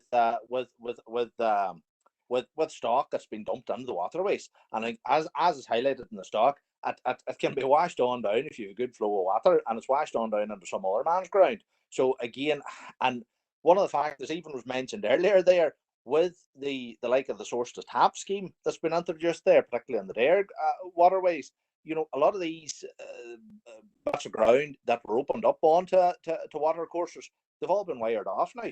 So it's harder again now for the farmers to try to recover this. And again, I'm still minded, council staff aren't trained to enter into waterways. The only ones that are trained and that are the Rivers Agency, and that falls under the remit there for the Department for Infrastructure. So I would still be minded that we would contact them. Now, Chair, I had a thing half typed, but Chair, I knocked it in when I shouldn't have sent it in. But I do have a wee thing there that I've put forward. Now, I'm not on the committee, Chair, and so I'm leaving it. If someone wishes to propose and second it, is up to themselves. But it would just be that we ask that it be reviewed again, because it's not up to council staff to enter in to try to recover stock that's been through. And Rivers Agency are very clear that unless it's going to cause a flooded, and I do think, I'm assuming it's Alderman Hussey there is proposing that for me, and I do appreciate that, and Councillor Edwards there seems to have seconded, so it is appreciated there. But it's just to contact the minister and ask her to review the workings here for the Rivers Agency, because it's not council staff aren't trained to go in, and again spoke to DERA as well about it, and it's not up to their staff to go in to recover livestock as well. And it's going to be very difficult to try to identify, because if anybody does happen to dispose of stock in such a manner, they're going to make sure that there's no identification tags or anything left on them. So it's just that way there. So I welcome the report, but it's not telling us anything additional that we didn't know. And it's something that Rivers Agency, they're the ones trained to go into the waterways with appropriate training. I think they have to be the ones that have asked to do a wee bit more, because I feel that they're a wee bit lacking on it. I mean, you know, them lock of lambs that I pulled out there, you know, they're not going to cause the ferry water to flood. You know, the ferry water floods anyway without that. But I mean, a couple of old cows might block it up a bit there. But I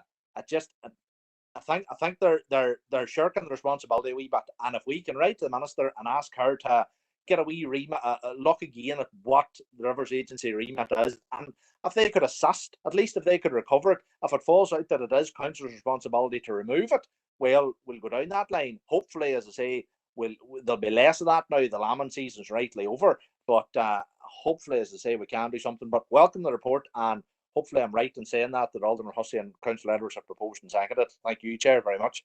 Yep, thank you, Alderman Carrigal. What you have on here has been proposed by Alderman Hussey and seconded by Councillor Edwards. Happy to propose, Chair. I think the thing that concerns me, all that we've got back is a statement of the present case. You know, there's no update, no investigation, and this is what Councillor Kerrigan had asked for. So, you know, very happy to propose what Councillor Kerrigan is suggesting there. Thank you. Sorry, Alderman Kerrigan. Chair, Conor can come in on that as well, because I know he's had some conversations at an officer level. Yeah, thanks, Chair. We have been in discussions with Derry on this since it was first raised and trying to move it forward. And we have, in terms of the administration level, it seems the Derry vets have a big part to play in this. So we've asked for a meeting with the vets and to talk through the issues and to get them to take more of a proactive role and to clarify the areas of responsibility. As Alderman Carrigan says, what's in the water, it poses serious challenges for council and others trying to retrieve it. But it's very much the position of Rivers that it's not blocking a waterway, then it's not a problem for them. But we have voiced members' concerns to them to say that that's not acceptable. That it's just really pushing the problem further downstream. So we've asked for that meeting. A number of councils have joined on with ourselves on the back of that. They're having similar issues, and we hope that meeting would progress the next couple of weeks, and certainly I can update members at that point as well. So it's not just that we've accepted what's been said to us. We have reflected the strong views of members on this issue, and we'll continue to push it until we get some movement on it. Thank you for that. So it has been proposed and seconded, so there's nobody against it, so we'll take that as taken. I want to go back to Councillor McHugh. Is Councillor McHugh looking in on the same issue? Sorry, Councillor McHugh, go ahead. Thanks, Chair, and thanks to Alderman Hussey for looking out for me there. Chair, I just want to be associated with the previous remarks on this issue. Definitely a major issue. As somebody who is along the river there at times fishing and stuff, I've seen it firsthand myself. But I do think as well that there is a role here in terms of the Justice Minister, because it is felt there's a growing lobby out there that when the perpetrators of these incidents of dumping carcasses or whatever in the rivers, when they are identified, and I appreciate, as Councillor Kerrigan says there, it's it's very difficult to identify them, but when the rare occasions they are identified and include polluting incidents in this as well, it's seen to be that they're given a rap on the knuckles, and I think there's a role there in terms of the Justice Minister that the consequences should be far more serious in terms of fines and jail time. Thank you, Chair.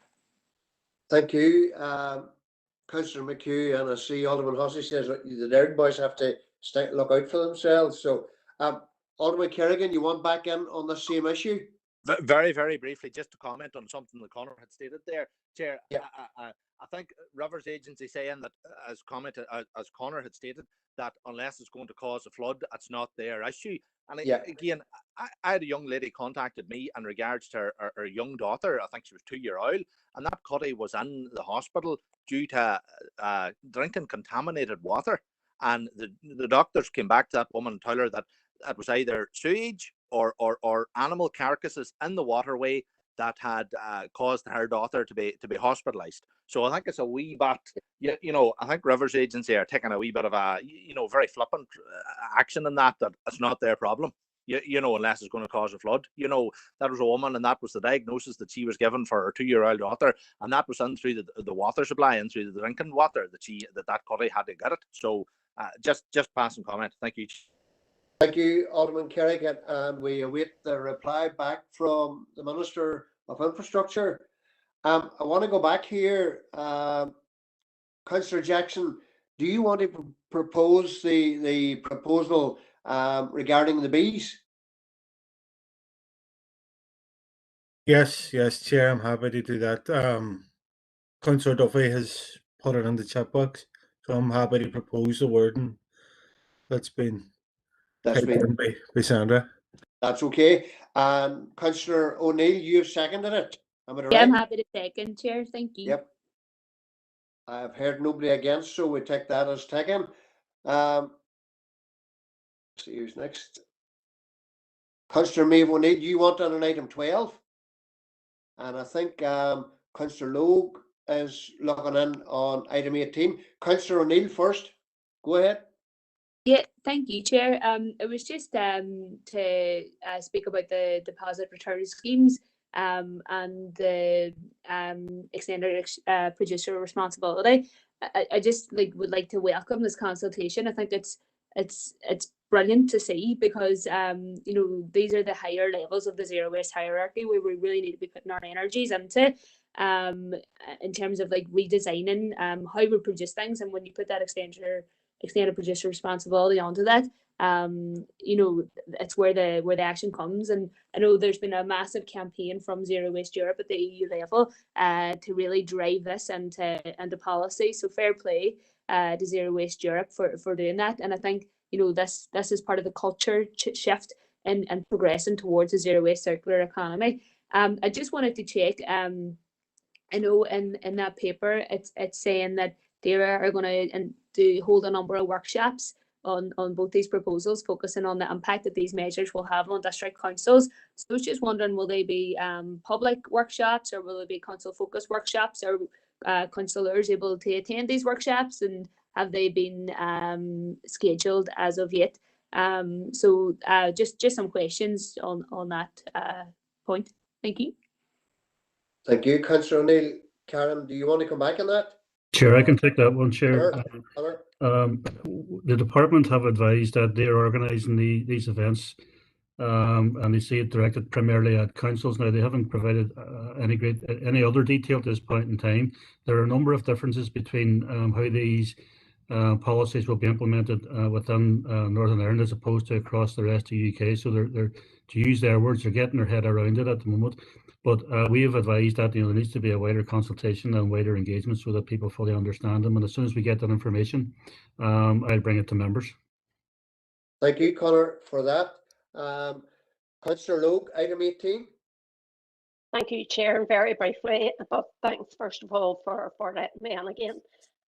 It's just I want to have my welcome recorded for this this proposal, because this was raised to me by the Life After group, and after meeting with the road service and Life After, this is a result. So hopefully this will let traffic flow more safely around that area.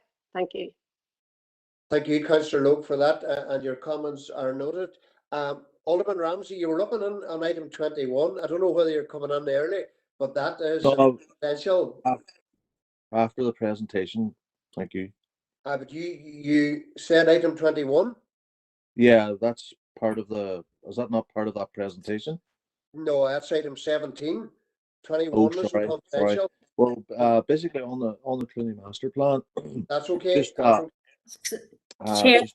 We move on now to the presentation on item 17, the greenways.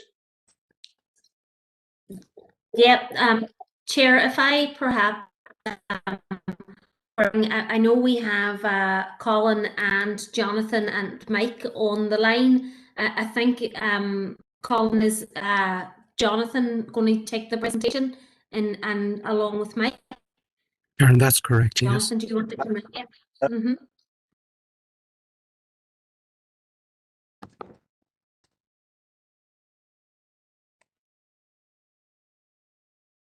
Okay, Jonathan, do you want to go ahead and Mike? Yeah, sure. Thanks, Karen. Mike, do you want to start us off? Yeah. Paul, are you controlling that slide, or shall I try starting mine?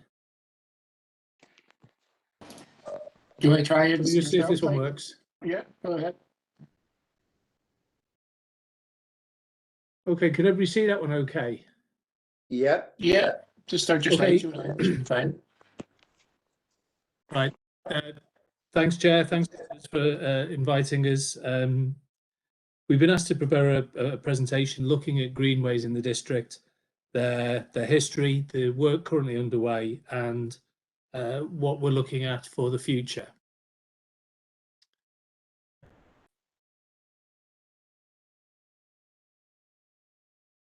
So, when we're talking about greenways, we're talking about shared use or segregated paths for walking and cycling. So, there's a photograph of the Foyle Valley Greenway, which is a typical sort of greenway. Strictly, when we're talking about greenways, we're talking about off-road routes, often through green corridors.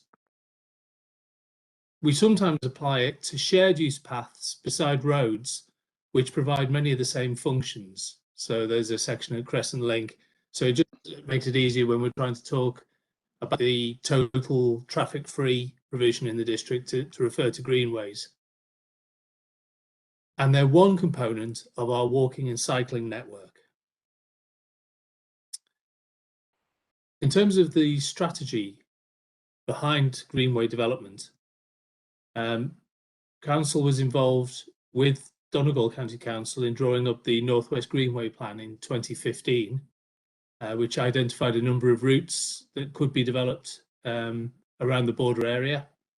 And in 2016, the Northern Ireland Greenways strategy, Exercise, Explore, Enjoy, was launched, which identified a sort of a core network of the most important routes around Northern Ireland that could be developed, linking all of the main towns and cities. Our walking and cycling network began life with the Derry City Council Access Forum, which later morphed into the Active and Sustainable Travel Forum and has now become part of the Green Infrastructure Stakeholder Group.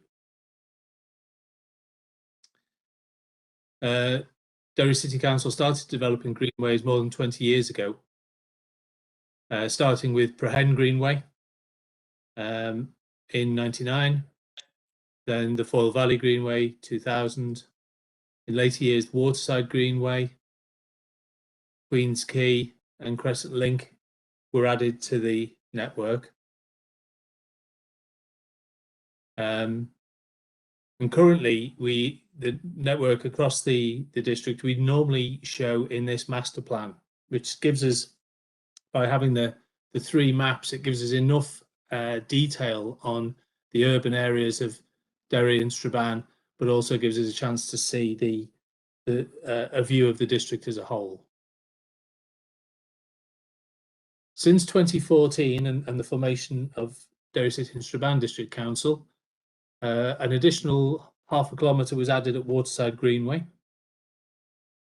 Clooney Greenway was developed around a kilometre. The Kilfennan Park, Valley Park Greenway path network was developed, Ebrington Greenway and St Colum's Park Avenue. And now to run through the active projects, I'll hand over to Jonathan. Thank you, Mike. So in terms of the active projects, I'm program manager for the Northwest Greenway Network project, as we term it. So obviously everything we develop is within the geographical area of the Northwest, but this specific project involves a working partnership with our colleagues in the Department for Infrastructure, Donegal County Council, working cross-border, and Sustrans as well, the walking and cycling charity. So our aim within that project is to deliver 46.5 kilometres of cross-border greenway, so linking Lifford to Strabane, Derry to Muff, including a bridge over the Penny Burn at Bay Road, and Derry to Buncrana as well. So we've just practically completed both the Lifford Greenway and the Strabane Greenway, which provides us with about 6 kilometres of greenway in that area, and that links some key areas like Asda, Canal Basin, Derry Road, John Wesley Street, and the Water Wall, as well as the likes of Murdoch School, Murdoch Church, and the old Army Barracks in Lifford as well into the network. So that project it's coming to the stage of practical. It's at the stage of practical completion, as I say, and it's looking like the total project cost there is going to be in the region of about 1.28 million. Funding for that project was secured from the Department for Communities in the sum of about 675,000, with match funding provided by the council.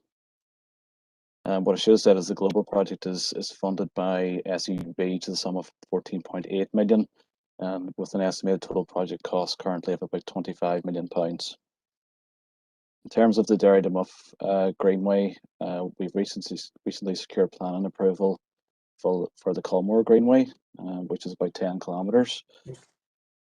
Sorry. And we are progressing with land acquisitions for that route. So we're acquiring lands by two different means. So for lands that will be in council ownership, we are acquiring lands by negotiation. Lands which are already within the footprint of the adopted highway are being acquired by DFI through their vesting processes. Across the board, discussions with landowners have been relatively amicable to date, and we hope to be in a position where we have all land holdings acquired by the end of this year, with a view to completing the procurement process for that route later next year. The Derry to Buncrana route, just to finish off on the Bay Road Bridge for the Derry to Muff route, we're progressing design development of the bridge. We submitted a planning application in March of last year, and we're working our way through that with our planning colleagues. We're acquiring land from two landowners for the bridge, and those negotiations are well advanced as well. It's likely that we won't be developing the bridge until possibly early 2023, given some of the planning challenges, but design development is progressing reasonably well on that one. The Derry to Buncrana one is progressing through design development as well, albeit it's probably the most challenging route. It's 32.5 kilometres long, and it would see a connection from St Columb's College to Buncrana via Inch Levels, with a connecting link onto Newton Cunningham as well. For the northern side, our application from St Columb's up to the border, our planning application was submitted last year, and we're working our way through that, as well as lands acquisitions as well, which to date have been reasonably amicable, similar to the Camora route. The ROI section of this route is particularly challenging, as we do have to submit a planning application to An Bord Pleanála and prepare an environmental impact assessment, as well as acquire lands by compulsory purchase order process. So we are encouraging some challenges, however, we are working our way through that, and it may be a sort of 2024 time before we're ready to hit site on that one. Okay, Mike, so just move to the next slide. In Castle Derg, we are at practical completion stage for Greenway running between Castle Park and through St Eugene's grounds, the Gaelic Club there, via an angling path. So this has seen 1.1 kilometres completed, with funding secured from DAERA Rural Villages and some of about 230k, with matching funding of about 140k provided by the council towards that project as well. So on this project, whilst we're nearing practical completion, it's very much a first phase, and our second phase will see an additional link provided from the entrance to St Eugene's, which you can see just at the top of the picture on the left-hand side of the slide, providing a circuitous route towards the Castle Park, and that'll add an additional 300 metres to the network. That one is proposed to be funded by both Peace and possibly through additional funding from Rural Village Fund as well. The tender package for the additional link is due to be completed by mid-June, with a view to completing works by the end of this calendar year. This project stems from the Green Infrastructure Master Plan, and you'll see there's an item in your packs under confidential business with a more comprehensive update than that. But in a nutshell, that plan was developed through stakeholder engagement. Up to 25 stakeholders were involved in that process, looking at all the green infrastructure assets in the area to see how we could improve them. And through that, this scheme evolved, and then we have future aspirations to enhance the linkages across the Derry into Derry VSC lands and possibly back towards the town centre again as well.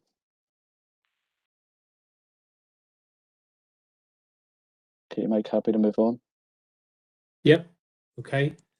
Another project that's coming to the end of its completion is the Strabane Canal project, where we upgraded 1.4 kilometres of the canal towpath Greenway standard, running from Greenlaw Road all the way to the Foyle.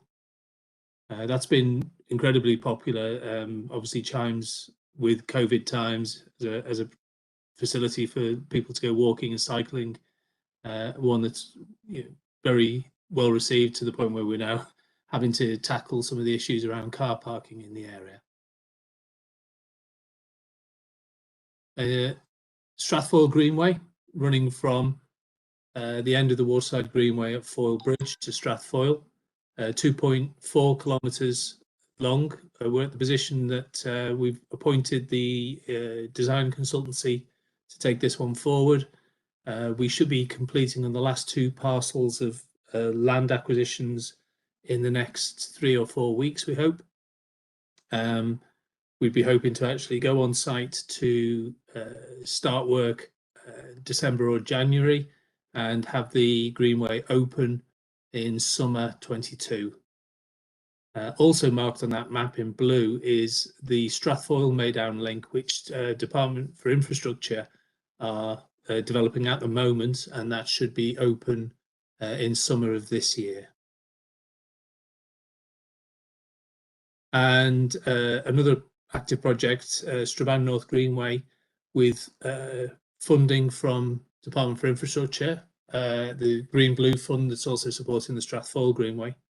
We're taking forward this project, which would run from the Riverine area, Riverine Park, straddling the Foyle Strabane Lifford, run along an existing walkway, but upgrading it as a link still to be agreed across to the Park Road, and then that would follow Park Road and Greenlaw Road as quiet roads up to the canal and onwards to Ballymagorry. In terms of external funding for Greenway projects, as already mentioned, the Green Blue Infrastructure Fund is very important. It prioritises Northern Ireland Greenway's strategy routes, so that's the primary routes between the main settlements.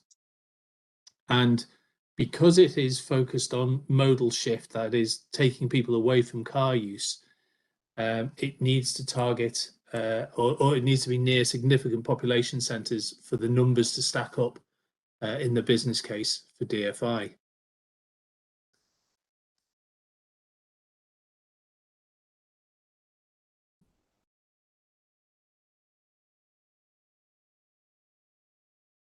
Sorry, there we go.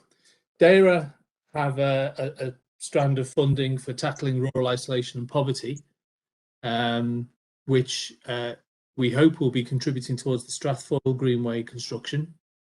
But generally, the focus of this funding strand is on community trails, that is, relatively small walks, off-road routes, usually near rural villages. And then, of course, as Jonathan's already alluded to, SEUPB through Interreg and Peace 4 has been an important source of funding for the Greenway projects that we've got going at the moment. We hope that the forthcoming Peace Plus funding stream will be an important source of future funding. So, in terms of our master plan, we have the existing routes marked on, and we have potential and what we term aspirational routes. We have over 150 potential routes plotted around the district, some of which are in active development, but some of which are perhaps not the highest priority. In terms of taking forward discussions about what we should be working on, what we're proposing is that we hold some specific meetings, area-specific meetings with members to take forward, to discuss potential plans and work out which routes we're going to take forward. We thought we could probably group these, so we would have Derg, Sperrin and Strabane, because there are so many synergies between links in those areas, Waterside and Fohan, and then the city-side DEAs. And here's contact details for myself and Jonathan, should anybody need them.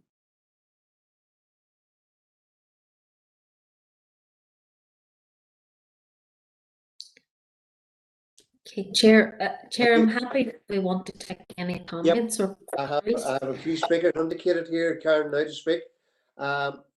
Councillor Edwards first.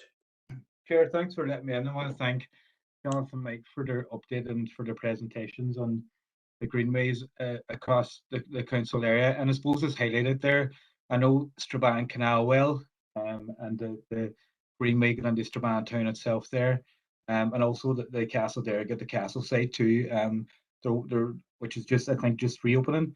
But definitely in Strabane, the amount of people that have been using that there in the last number of months is actually surreal. And Strabane Canal has become a victim of his own success. And I know previously in council we were talking about extending the car parking facilities there, but it's great to see people outdoors, especially during the pandemic. It's great to see people being facilitated outdoors. But in the presentation, in my view, anyway, I do think it's disappointing to see that the more rural areas have been left out since 2014, and there's also massive demands there, and my own DA, like areas like Clady and especially Derry Road there, Glebe, Sion, Victoria Bridge, there's a massive lack of greenways and outdoor green space, and people are forced onto roads as well with no footpaths, which is very dangerous. Road speeds of 60 miles an hour, national speed limit is very dangerous, and I see those walkers all the time as I'm driving those roads and walking them. So it is concerning not to see more rural areas and there. But I do know, and speaking with all our officers in council, that there is a plan to look at Newton Stewart and Vaughan's Home. I do welcome that. I think there's a few quick wins there in Newton Stewart that will definitely benefit the whole community, and I'm looking forward to the meetings on that in the next few weeks. I would also welcome the specific DEA meetings, looking forward plans. I think it's quite important we get political buy-in from all parties. I think it's very positive, just like the Play Park review that we had recently. I think it would be good to map out the key areas which we think will be good to develop greenways in our DEAs. But just to come to the question, Chair, I'm just thinking, given those plans, I think you're going back to, is it 2014, 2016, and in light of the pandemic and other demands and shifts in people's behaviour, would Mike and Jonathan believe that there is a need to sort of update the plans, and also in terms of updating plans, and I know we spoke about new routes are being sort of mapped out, what sort of like metrics will be used once they are mapped out to sort of prioritize them? Like there will be a lot of areas and a lot of need, a lot of demand, but what sort of metrics will be used to put some projects higher above others? And that's probably what I want to ask. Thank you, Chair. Thank you, Councillor. Chair, can I maybe just come on very quickly before we move on, because I imagine there'll be a number of similar members with similar questions in relation to this, and just to provide a little bit of clarity for members, if you're happy, Chair. Is that okay? Yeah, and members, just I think just to point out for you, first of all, in terms of, I suppose, you know, greenway development is vital. We all agree, and it's you know, council has made it a very high priority. I think really just for members' information, some of the greenways that were developed, I suppose, in and around the Derry City area really emanated a long time before we had the merger of the two councils. And really, I think, you know, certainly when the councils amalgamated, there weren't any greenways in development, you know, for the former Strabane District Council already. And some of these projects do take quite a long time to actually get from initial concept plan right up to design development. We've obviously moved forward on some of the areas so far. And again, this engagement with members across the district will be very, very important for us now to actually pull all of the possible opportunities together. As Mike pointed out, and Jonathan, you know, we've got numerous potential lines on maps now, which we've started to do a little bit of development on. We need to do that further engagement with members to get your views in terms of priorities, and then members to agree funding strategies for those. And we've mentioned a number of potential funders. And you know, we have often taken opportunities to move ahead where a funding opportunity presents itself, and I certainly hope that will continue to be the case. And as members are aware, you know, I suppose from discussions that the Chief Executive has had at the Governance and Strategic Planning Committee, I think what we're looking at the minute across the various teams is the resources that we have in place to start to get some of these projects spade ready, for want of a better word, for funding opportunities to come up. So we really welcome members' engagement, and we welcome your input into this, and we'll take these projects forward as quickly as we can. But certainly your engagement in terms of priorities will be very key over the coming weeks whenever we do those engagement sessions with members. So just thanks for that, members. Thank you, Karen. The next speaker is Alderman Hussey. Thank you, Chair, and thank you, Jonathan and Mike. I'm sorry, I'm going to disagree with Karen. There were projects in the old Strabane District Council portfolio, but I remember clearly the 2017-2018 year that it was admitted that projects, for whatever reason, had been omitted or had forgotten to be transferred through into general capital developments that were being developed within the new amalgamated council. And I think if Karen were to check with another director who's a former officer on SDC, that might be the case. One of those particular greenways, and I think it was Mike was actually out on that, and members have heard me about it before, the ecclesiastical route, cross-border route, from Ardstraw along the River Derg, the Derg Valley, right through to Loch Derg. You know, that should have been there in the files for, well, from Strabane District Council days. It is to be welcomed that there are planned DEA meetings. I look forward tremendously to those, because clearly the presentation shows that there is a gap, particularly south of Strabane. I mean, what's being completed? You know, grateful for what we have, 1.8 kilometres, and all within one small area, when there is so much potential, as Councillor Edwards has alluded to, throughout our district, be it the Strabane along the river, right through to Sion Mills, through the Victoria Bridge, whether it be the Glebe, wherever, whether it be Vaughan's Home and Newton Stewart, that'll be dealt with in the steering group that's been set up for that. But I would also include in that the request that has been there for a long time for a walkway to be along the Newton Stewart bypass, and that would complete a very viable walking link. A very short space or length of greenway, of walkway, would complete a reasonable link along. So the ideas, the projects are there. Let's get them talked over. The quicker we have that meeting, the better. But I do have to say there were projects which, for whatever reason, didn't transfer through to the new council. Thank you, Chair. Thank you, Alderman Hussey, for that. And as you quite rightly stated, the quicker we have these meetings and around the DA areas, those concerns can be highlighted and raised. Any questions asked, answers can be brought forward.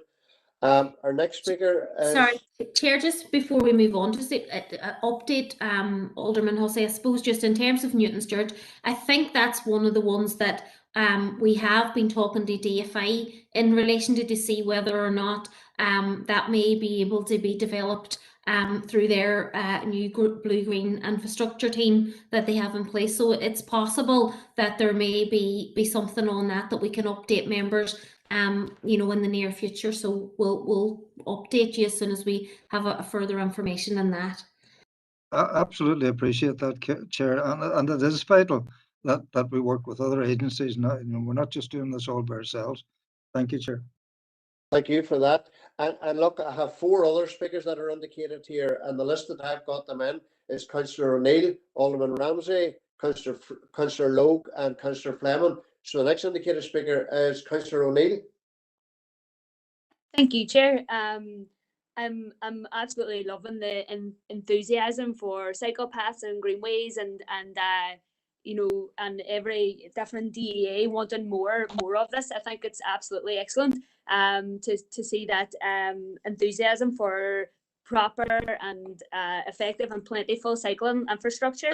And it was great to hear Alderman Hussey's viewpoints on specific areas in his local area, because I, as a cyclist myself, who commutes from Craigan to Elton Galvin most days, as a user of the roads and the paths, you can really see the untapped potential and then the areas and needs for improvement. So I definitely welcome the area specific meetings that are planned, and I definitely want to thank as well all the hard work that Mike and Jonathan do in terms of expanding our greenways and supporting the modal shift from car to bike.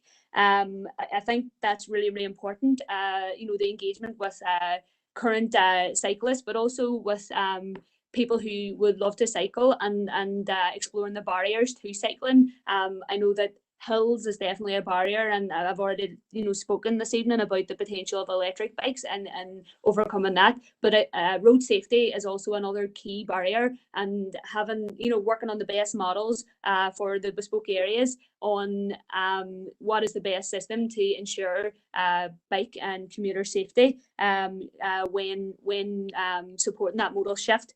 Another key issue, I think, in developing our greenways, I think again around safety, but it's around ensuring that children and young people are safe when cycling, and that's not just about kind of road safety and potentially green infrastructure barriers between road and path or on road, but it's also around air pollution, and I think we really need to think about again the green infrastructure that we can do to limit air pollution for children and young people, as they're hit the worst when it comes to car fumes, and also noise pollution.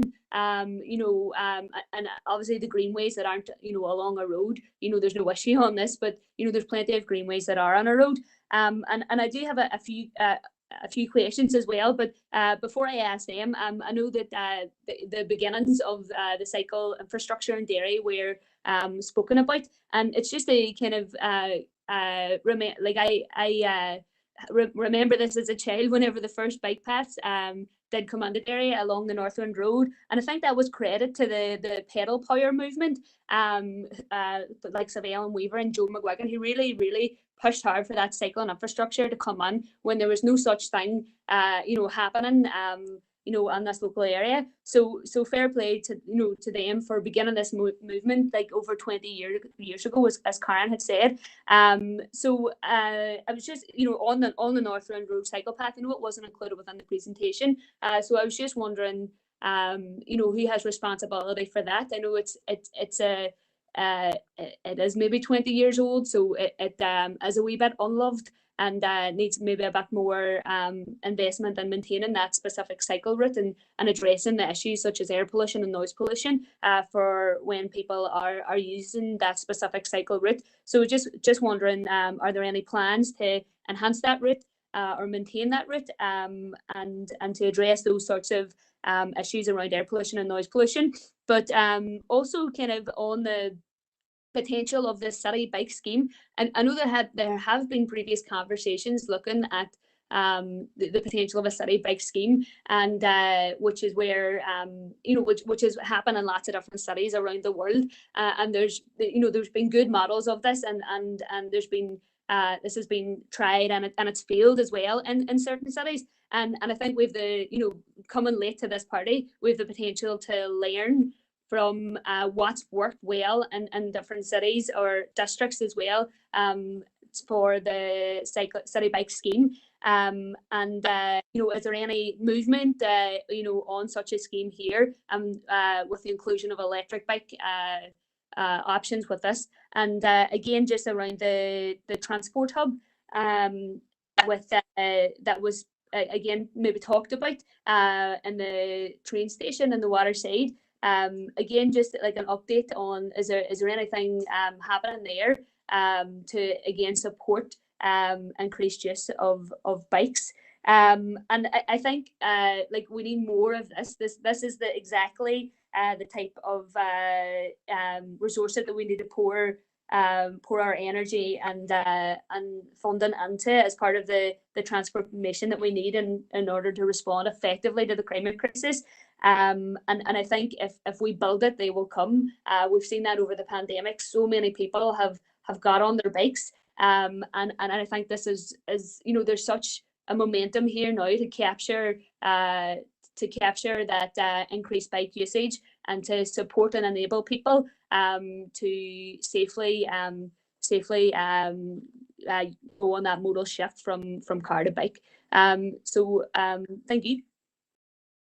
Thank you, Councillor O'Neill. Karen, do you want to come back in response to any of those questions? Yeah, Chair, I'll pick up on a couple of them, and then perhaps I'll ask Mike to come in on, for example, the Northern Road, because I'm not sure on the information in terms of that. In terms of a cycle hire scheme or a bike hire scheme, members, you will recall that we did significant amount of work in trying to get one of those types of schemes off the ground in the area, and we were trying to engage with central government around funding for that, etc. Unfortunately, we haven't been able to actually take that forward because we haven't been able to identify a funding source, but certainly it's something that we will take keep under review and keep pushing for, and certainly I know that there are a number of bikes that certainly council had got for the purposes of staff to move around. The Northwest Greenways project has a certain number of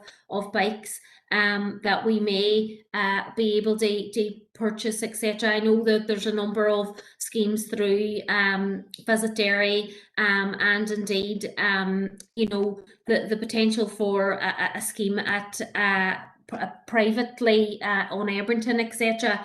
So all of those issues are still progressing, but we've done an awful lot of work at trying to do that. It's not easy, and because they are very, very expensive schemes, but we will, or they can be, or in in other areas there have been private interests who've come in and wanted to partner with local governments, all of which we've explored, and we haven't been able to actually take it forward, but we will keep it under review and we will keep pushing on it.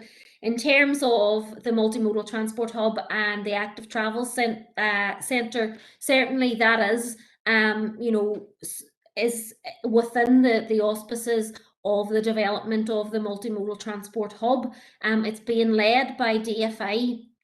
And indeed, I know that they were looking to consider how the Active Travel Centre would operate and how it would be brought in to the operation. Certainly, we haven't had an update on that in the very recent past, but certainly I'm more than happy to update members on that once we get I'll follow that up with DFI directly. I do know that Sustrans have been asking had we got any further information in relation to that as well, which we don't at the minute, but certainly we will follow that up. And I don't know if Mike, you want to come in on any of those other points. Yeah, just in terms of Northland Road, like the other roadside shared use paths like Crescent Link, they're managed by DFI, and DFI's done a pretty good job if we look at Derry and around Strabane in terms of creating these shared use paths. The focus has tended to be on expanding the network. I think there probably is some mileage in going back to some of the older schemes and looking at them again in terms of any improvements that are needed to bring them up to date. And DFI are currently appointing a green blue active travel team, the team managers in post, and it may be that we can raise with them some of these issues about going back to some of the more important routes. And Andrew Grieve of the Walking and Cycling Unit did tell me that the Minister is particularly interested in some of the things like roadside vegetation to reduce air pollution. So we'll certainly pass that on to Donna McGarvey, the new GBAT lead, and we'll see where we can get. I'll raise Northland Road in the first instance, and then perhaps some of the other routes as well. Thank you for that. Our next indicated speaker is Alderman Ramsey. Thank you, Chair. Yeah, just to thank the officers and all there for the presentation, and it's exciting times, especially the area that I represent, the waterside, where we have the Clooney Master Plan all still progressing, and obviously the greenways have played a major part in linking up the waterside. And we look forward to future progress, and just to thank on behalf of the DUP for the hard work that has been going on for the past number of years. Thank you. Thank you, Alderman Ramsey. Next speaker is Councillor Loke.